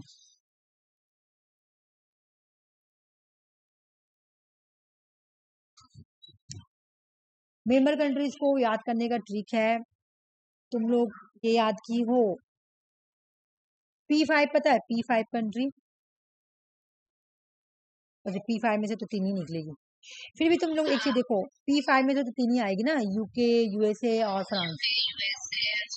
हाँ, बाकी वर्ल्ड वार में जो तुम्हारा जंग लड़ा था वो है तुम्हारा जर्मनी, इटली, जापान। हाँ याद करो ना, याद तो हो जाएगा आराम से, कनाडा को खाली बीच में घुसा दो। हम लोग ऐसे ही स्टोरी याद करेंगे। तुम्हारा वर्ल्ड वार कौन कौन लड़ा था, यहाँ पे देखो 2 कंट्री वर्ल्ड वार, पता है ना तुमको, किसके किसके बीच में हुआ था, एक्सिस पावर और एलाइड पावर, ठीक है। चलो आज बहुत अच्छी स्टोरी है। एक्सिस की तरफ कौन था, जर्मनी, इटली और जापान, बिल्कुल बढ़ गया, बहुत अच्छा याद हो जाएगा, है ना। और एलाइड में कौन था, यूके, यूएसए और तुम्हारा फ्रांस, ये लो था ना। ये लो दोनों को मिला दिए 6 हो गया, एक कनाडा को ऐड कर देंगे 7 हो गया, याद हो गया ना। अब ये जितने 7 कंट्री है, ये सब तुम्हारा G20 में भी है, तो G20 के इतना कंट्री तो याद हो ही गया। G20 का मैं ट्रिक भेज दूंगी, याद कर, तुम लोग याद कर लेना, ठीक है ना। इसका लेकिन याद करो, मुझे एक बार बताओ, इसका इसका याद करने का ट्रिक बताओ। मैं क्या बोली, कौन कौन मेंबर कंट्री थी, जल्दी से बताओ। USA, UK, France, Italy, Canada, Germany, France, Japan. अब देखो, अगर तुम लोग एग्जाम में भूल जाओ तो बिल्कुल याद करना, तुम लोग तो पढ़ी होगी एक्सिस पावर, एलाइज पावर। किसको दुनिया मतलब नफरत की निगाह से देखता हमेशा, मतलब किस किस के लीडर, इटली के, जर्मनी के, जापान को तो बर्बाद ही कर दिया था। ये 3 तो तुम्हारा ऑपोजिशन थे, किसके ऑपोजिशन थे, यूएसए, यूके, फ्रांस। देखो ये लोग फिर आके मिल गया, देख रही हो, वर्ल्ड वॉर इनकी वजह से हुआ, और फिर ये लोग आके, ऐसे भी डोर बंद कर देना, ठीक है, समझ में आ गया। अब देखो भाई क्या बोल रहा है कि ये लोग मिलते, एनुअली मिलते हैं, डिस्कस करते हैं, कोई भी ग्लोबल इकोनॉमिक गवर्नेंस करना हो, कोई भी इंटरनेशनल सिक्योरिटी के बारे में बात करना हो, कोई भी एनर्जी पॉलिसी के बारे में बात करना हो। इसका जो पहला मीटिंग हुआ था, आ जाओ यहाँ पे देखते हैं। फ्रांस के प्रेसिडेंट ने इनवाइट किया था वेस्टर्न जर्मनी के लीडर को, यूएस के लीडर को, ब्रिटेन के लीडर को, जापान के लीडर को और इटली के लीडर को, ठीक है ना। किसके लिए, ग्लोबल ऑयल क्राइसिस के लिए डिस्कशन करने के लिए 1975 में। और ये कहाँ पे, फ्रांस की कौन सी जगह में, रैम्ब्यूलिट, रैम्ब्यूलिट के, फ्रांस के रैम्ब्यूलिट में बुलाया गया था कि आइए भाई, Germany, USA, Britain, Japan, Italy, हम लोग डिस्कस करते हैं ऑयल क्राइसिस के बारे में, ठीक है, समझ में आ गया। चलो आ जाओ यहाँ पे एक बार देख लेते क्या बोल रहा है। ये अभी वही पढ़ाए, लेकिन एक बार फिर भी मैं बता दे रही हूँ, वही सब है, ये ना भी याद करोगी तो चलेगा, लेकिन एक बार मैं खलेसी पढ़ा देती हूँ। ये सिर्फ इसलिए पढ़ा रही हूँ ना कि अगर मान ले कि इससे तुम लोगों को ये दे दे, क्या नाम है, सीन दे दे, तो उतना तुम लोगों को प्रॉब्लम ना हो। प्राइमरी पर्पस क्या था G7 का, फोरम था, डायलॉग था, कोऑर्डिनेशन था, वर्ल्ड का इसमें जो कंट्री थे सिर्फ वर्ल्ड के मोस्ट एडवांस और इंडस्ट्रियलाइज इकोनॉमिक कंट्रीज है ग्लोबल चैलेंज को फेस करने के लिए, एड्रेस करने के लिए। ग्लोबल चैलेंज क्या था भाई? जैसे ये ऑरिजिनेट क्यों हुआ था, इसका पर्पस क्यों था? 1920s में जो इकोनॉमिक क्राइसिस हुआ था, इमीडिएटली ट्रिगर करने के लिए, जब ऑयल क्राइसिस हुआ, फाइनेंशियल क्राइसिस हुआ, ट्रिगर करने के लिए इन्होंने बात करना स्टार्ट कर दिया था। 1974 से ही स्टार्ट कर दिया था। जैसे ही ऑयल क्राइसिस और तुम्हारा जैसे ही ऑयल क्राइसिस हुआ और फाइनेंशियल क्राइसिस हुआ, बात करना स्टार्ट कर दिया था, इन्होंने डिस्कशन कर दिया था। लेकिन 1975 में इन्होंने स्टैब्लिश किया। ठीक है, यहाँ पे तुम्हारा इकोनॉमिक स्टेबिलिटी के बारे में बात होती है, ग्लोबल चैलेंज को एड्रेस करना। मान लो कि जियो पॉलिटिक्स कॉन्फ्लिक्ट हो रहा है, जैसे अभी यूक्रेन का वार हो रहा, तो उन पे वो लोग डिस्कस करते हैं। क्लाइमेट चेंज हो रहा, उसके ऊपर डिस्कस करते हैं। पब्लिक हेल्थ के बारे में, जैसे कोविड आया था तो उसके बारे में भी वो लोग डिस्कस करते हैं।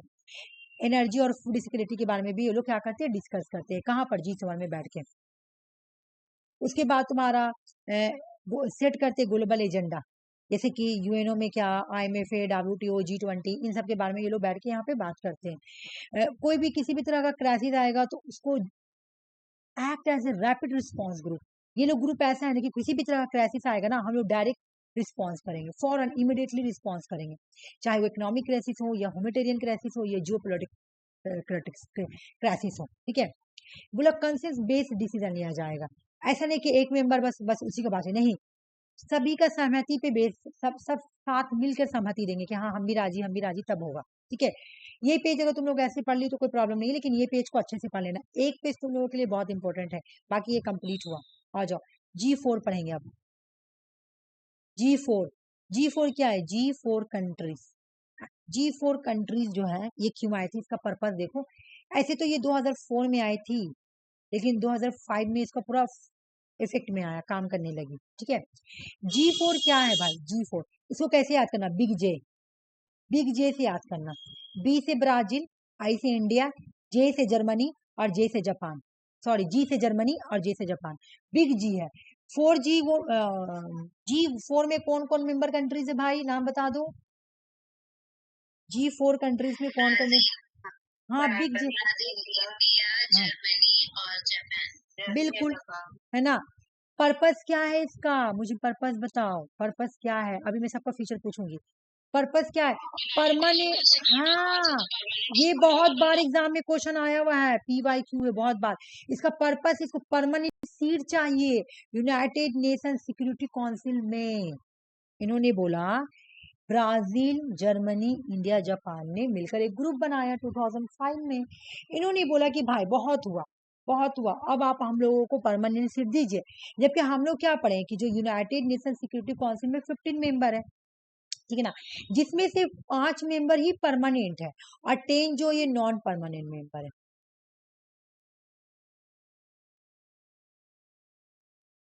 ठीक है, और ये जो है परमानेंट है।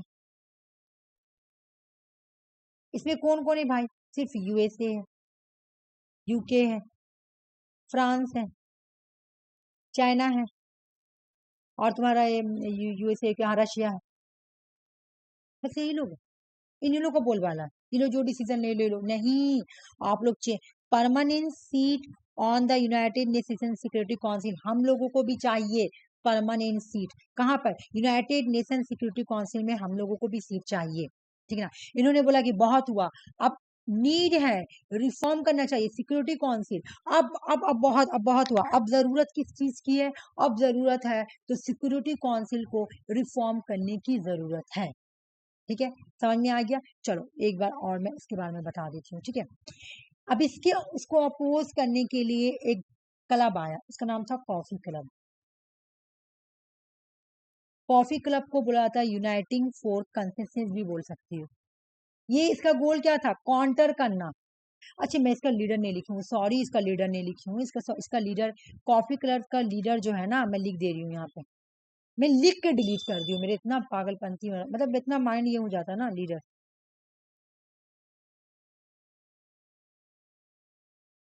इटली है ना, इटली इसके लीडर है। कॉफी क्लब के लीडर कौन? तो इटली है। बाकी यहाँ इसमें पाकिस्तान भी है। ठीक है, कॉफी क्लब में।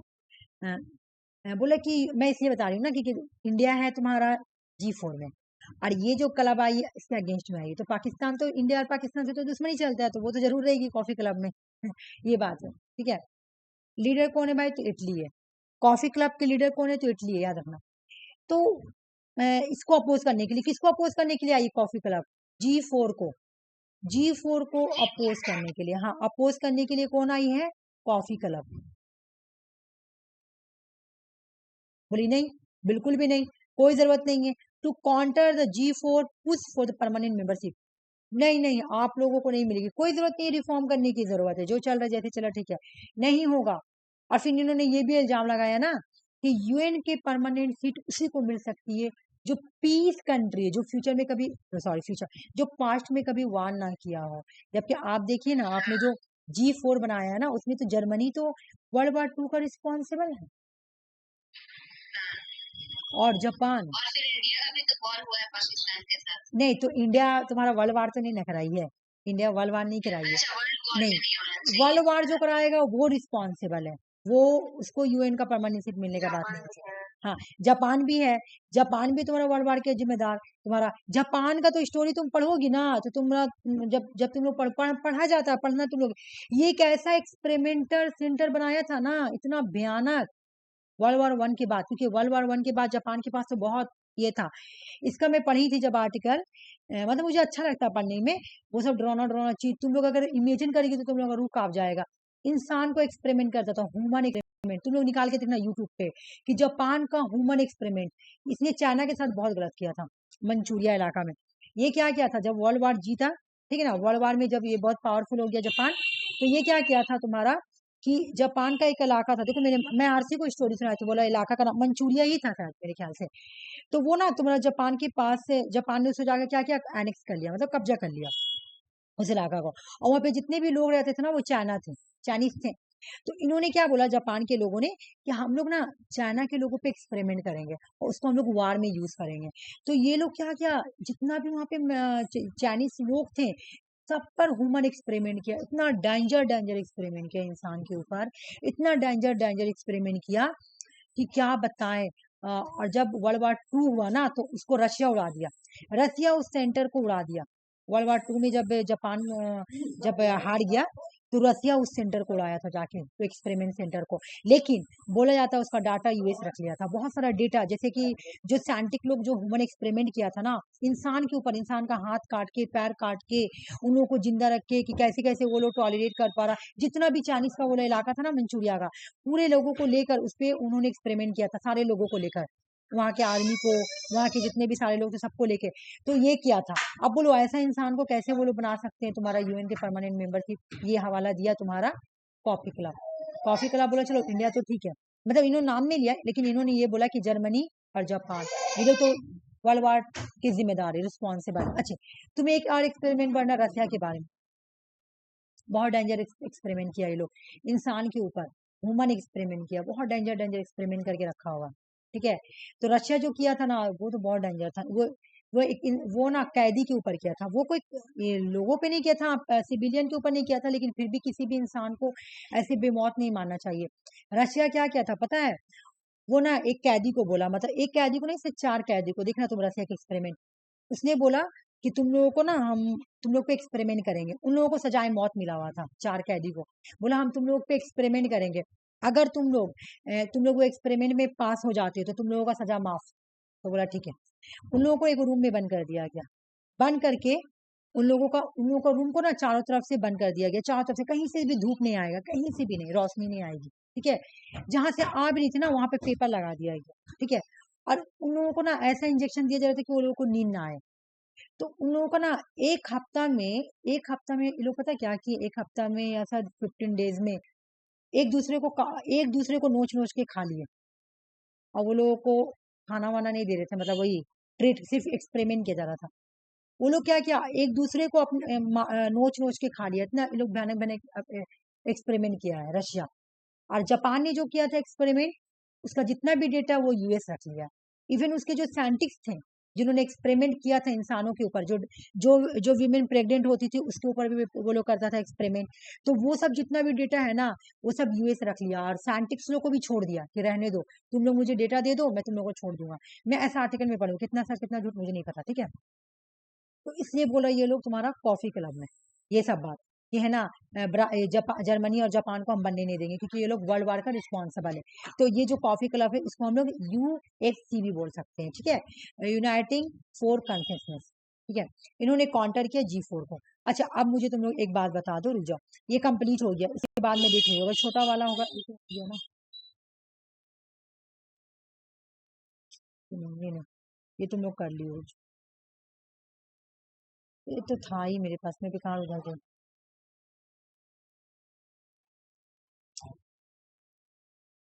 ब्रिक्स, ब्रिक्स तो बड़ा है, स्टार्ट करेंगे तो होगा नहीं, क्योंकि ब्रिक्स को मैं थोड़ा मॉडिफाई किया, क्योंकि न्यू कंट्री ऐड हुआ है। अच्छा रुको, यहाँ पे मुझे बताना, तुम लोगों को मैं पूछूंगी, ठीक है ना। अभी 2 मिनट है, तो तुम लोग थोड़ा सा रिवीजन कर लो, ठीक है।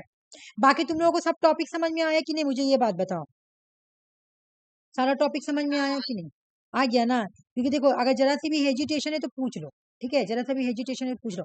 मुझे जल्दी से बताओ, G20 का डेट क्या था, एयर, मैं टेस्ट ले रही हूँ, जल्दी से बता दो। 1999। सही बोली आरती की गलत बोली, जल्दी मुझे बताओ। सही। ठीक है, तुम लोग कुछ मत बोलना, अभी मैं पूछूंगी।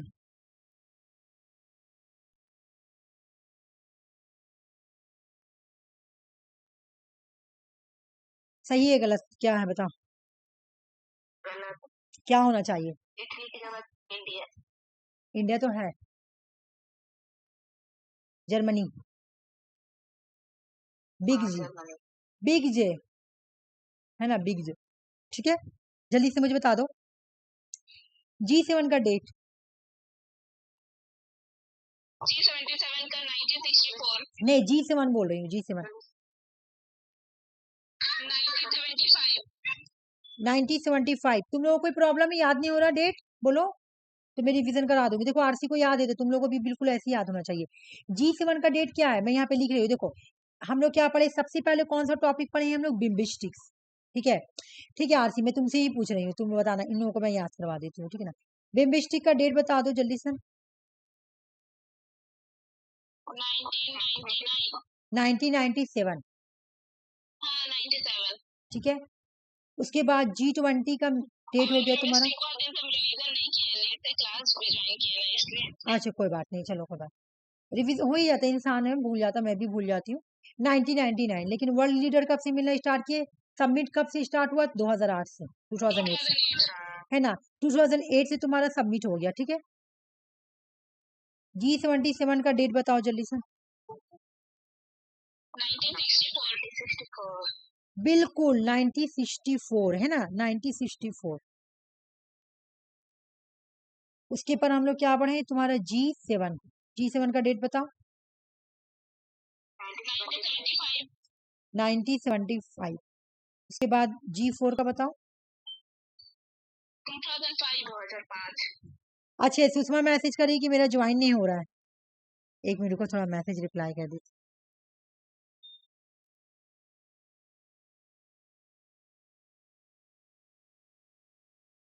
एक मिनट, कहाँ सुषमा का,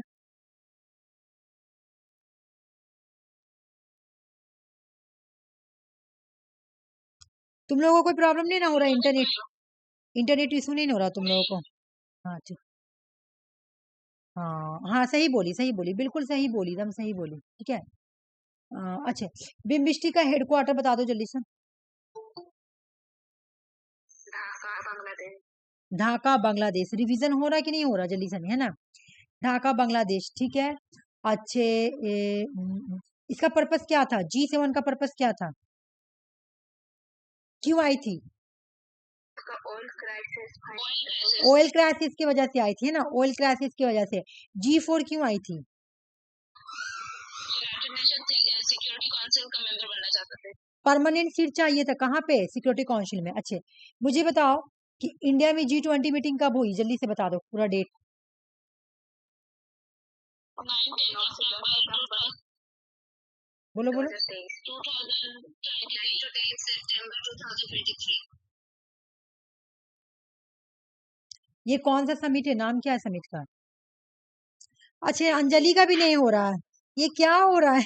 हाँ मतलब नहीं हो रहा था, नहीं हो रहा था, बहुत मेरा खुद से ही चला गया, नहीं हो रहा। उसके बाद हम ज्वाइन करे, ज्वाइन नहीं हो रहा। उसके बाद पता है हाँ। आप ही आपका बहुत देर के बाद ज्वाइन हुआ है लगाते हुए। उसके बाद आप बोल रहे हैं लेकिन मेरे पास स्क्रीन में आई नहीं रहा। तो मेरे साइड से प्रॉब्लम है क्या, मैं फिर से ज्वाइन हो जाऊं क्या? नहीं अभी नहीं भेजा तो ठीक है ना, अब तो थोड़ा देर बचा हुआ है, जाऊंगी तो बहुत टाइम हो जाएगा, है ना। अच्छा पहला कब हुआ था G20 का फर्स्ट मीटिंग कब हुआ था बताओ? G20 का वाशिंगटन डीसी। आ गई अंजलि, आ गई। G20 का first meeting 2008 Washington DC. Washington DC में, है ना, वाशिंगटन, भाई पूरा नहीं लिख रही, तुम लोगों को पता वाशिंगटन डीसी। फिर उसके बाद हुआ यूके में 2009 में। फिर 2009 में तुम्हारा सितंबर में, तुम्हारा ये अप्रैल में हुआ और ये सितंबर में हुआ। फिर यूएस में हुआ, है ना। ये इतना बात तो याद है, इतना बात तो याद है ना। अच्छा ये बताओ G7 में कौन सी कंट्री है, कौन सी कंट्री आएगी? डेवलपिंग कंट्रीज नहीं, G77 में डेवलपिंग और G7 में आएगी एडवांस डेवलप। अच्छा मैं वो पूछा, मैं G27 बोली थी तो ठीक है, ठीक है। अब मुझे एक और लास्ट क्वेश्चन, लास्ट नहीं अभी 8वीं में पूछूंगी, रुक जाओ। मुझे बताओ कि G7 के मेंबर कौन कौन है, जल्दी से बता दो, बोलो बोलो।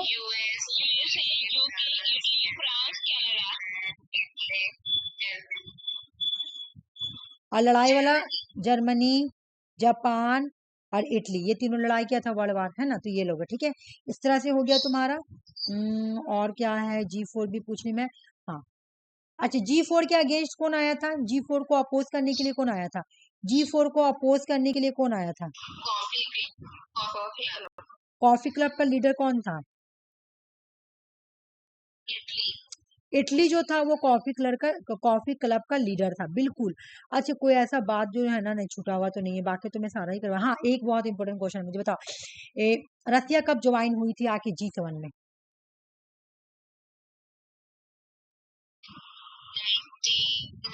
बिम्बिस्टिक का डेट याद करो ना, बिम्बिस्टिक का डेट, बिम्बिस्टिक का जब डेट है वही में आके वो ज्वाइन हुई। एक्सपेल कब किया गया था? बिम्बिस्टिक, सॉरी मैं बोल रही हूँ, मैं बोल रही थी ना। अच्छा आरसी को ये बता दूं, मैं बोल रही थी कि हाँ रशिया कब आके ज्वाइन हुआ था G7 में और उसको एक्सपेल कब किया गया था, ये बोल रही थी। 1997 में ज्वाइन हुआ, 2014 में वजह क्या था, रीजन बताओ जल्दी से। रशिया क्रीमिया पे हमला किया था। क्रीमिया पे, क्रीमिया किसका पार्ट था, यूक्रेन का पार्ट था। कहानी सुन लो, कहानी सुन लो, मैं कहानी बता देती हूँ। देखो क्या हुआ कि जब 90, कहानी याद रखो 19 ऐसे याद रहेगा। यहाँ पे मैं कहानी तुम लोगों को बता देती हूँ, आरसी को भी बताई थी, चलो तुम लोगों को भी बता देती हूँ, ठीक है ना। कहानी याद रखो 1991 से पहले यूक्रेन जो है ना, यूक्रेन वो सोवियत यूनियन का पार्ट था, याद रखना। लेकिन 1991 में जब सोवियत यूनियन का डिसइंटीग्रेशन हुआ तो सोवियत यूनियन क्या बन गया, रशिया बन गया। और सोवियत यूनियन से कितने कंट्री बाहर आई, 15 कंट्री टूटकर बाहर आई जो डेमोक्रेसी बने, ठीक है ना। इसमें से एक कंट्री का नाम था यूक्रेन।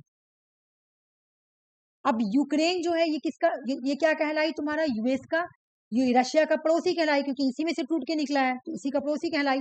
अब यूक्रेन जैसे ही इसको इंडिपेंडेंसी मिली, ये बोला कि ये मैं यूरोपियन यूनियन का मेंबर बनूंगा या फिर मैं नाटो का मेंबर बनूंगा।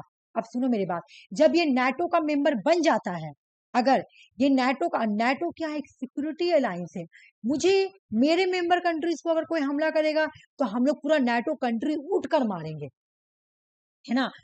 अब रसिया को हुआ डर, रशिया देखो रशिया कमजोर तो है नहीं, रशिया बोला अगर यूक्रेन नाटो का मेंबर बन जाता है ना, ये मेरे लिए खतरा हो जाएगा, ठीक है। तो तुम्हारा यूक्रेन जब इंडिपेंडेंस हुई थी ना, तो यूक्रेन में हमेशा एक, हाँ यूक्रेन में हमेशा किस चीज को लेकर लड़ाई होती थी, प्रो रसिया, प्रो रसिया कौन थे, जो रसिया के ही लोग थे यूक्रेन में, और यूक्रेन के लोग कि कौन बनेगा प्रेसिडेंट, रशिया के जो रसिया के सपोर्टर थे वो प्रेसिडेंट बनेंगे, या जो तुम्हारा या जो यूक्रेन के लोग हैं जो प्रो यूरोपियन थे, जो यूरोपियन यूनियन को सपोर्ट करते थे, मतलब इसको ऐसे बोल सकती हूँ मैं, प्रो यूनियन यूरोपियन यूनियन, जो यूरोपियन यूनियन को सपोर्ट कर रहे थे, और एक था प्रो रशिया, जो रशिया को सपोर्ट करता था। इन दोनों के बीच में हमेशा लड़ाई होता था प्रेसिडेंट। तो 2014 से पहले वहां पे जिसकी सरकार बनी थी ना, वो था प्रो रशिया, रशिया के सपोर्ट। लेकिन 2014 में ना प्रो रशिया को हटा दिया गया। रशिया को आया गुस्सा। जब गुस्सा आया, अब यहाँ पे यूक्रेन ये भी तो कोशिश कर रही थी ना कि मैं नाटो का मेंबर बन जाऊं। यहाँ पे यूक्रेन ये भी कोशिश कर रही है कि मुझे, क्योंकि अब आया था प्रो यूरोपियन यूनियन। जब प्रो यूरोपियन यूनियन जब सरकार में, गवर्नमेंट में आई, तो इसका मन था कि मैं यूरोपियन यूनियन का भी मेंबर बन जाऊं और मैं नाटो का भी मेंबर बन जाऊं। जहां ये इसका मेंबर बनता है यूक्रेन, है ना, तो फिर यूक्रेन स्ट्रांग हो जाएगा, फिर रशिया यूक्रेन का कुछ नहीं बिगाड़ सकती, फिर बहुत प्रॉब्लम होगा रशिया के लिए। और रशिया के पड़ोसी में वेस्ट का आर्मी आके खड़ा हो जाएगा। प्रॉब्लम हुआ, रशिया बोला रुक जाओ, अभी मैं तुमको बताता हूँ। जाके 2014 में जाके तुम्हारा यूक्रेन का पार्ट था क्रीमिया, वहां पे जाके कब्जा कर लिया, एनेक्स कर लिया, हो गया। फिर चलो अब सुधरेगा। फिर 2022 में फिर यूक्रेन में नया, 20 में नया तुम्हारा वहां का प्राइम मिनिस्टर आया, जो कि 2022 में फिर बोला कि हम नाटो का मेंबर बनेंगे, जो कि अभी तक यूक्रेन और रशिया का वार चल रहा है। तो ये भी लड़ाई इसीलिए हुआ है। कहानी समझ में आ गया कि 2014 में जाके ये क्रीमिया पे हमला करता है, क्यों? क्योंकि ये यूक्रेन का मेंबर बनने जा रहा है। यूक्रेन में इसका इंटरेस्ट कहाँ था यूक्रेन का? नाटो में और यूरोपियन यूनियन में। एक वजह ये था, और दूसरा ये था कि प्रो रशिया को हटा दिया गया था, है ना, प्रो रशिया को प्राइम मिनिस्टर की सीट से, मतलब लीडरशिप की सीट से हटा दिया गया था। इसलिए रशिया ने जाके यूक्रेन का एक पार्ट था क्रीमिया, उसको हमला कर, उस पर एनेक्स कर लिया था, उसको कब्जा कर लिया था। और जब रशिया ने कब्जा किया तो इनको G7 से हटा दिया गया 2014 में, कि चलो निकलो, बस कहानी खत्म। ठीक है, आज का क्लास यहीं तक रख रही हूँ। अगर तुम लोगों को कुछ समझ में नहीं आ रहा तो पूछ लो।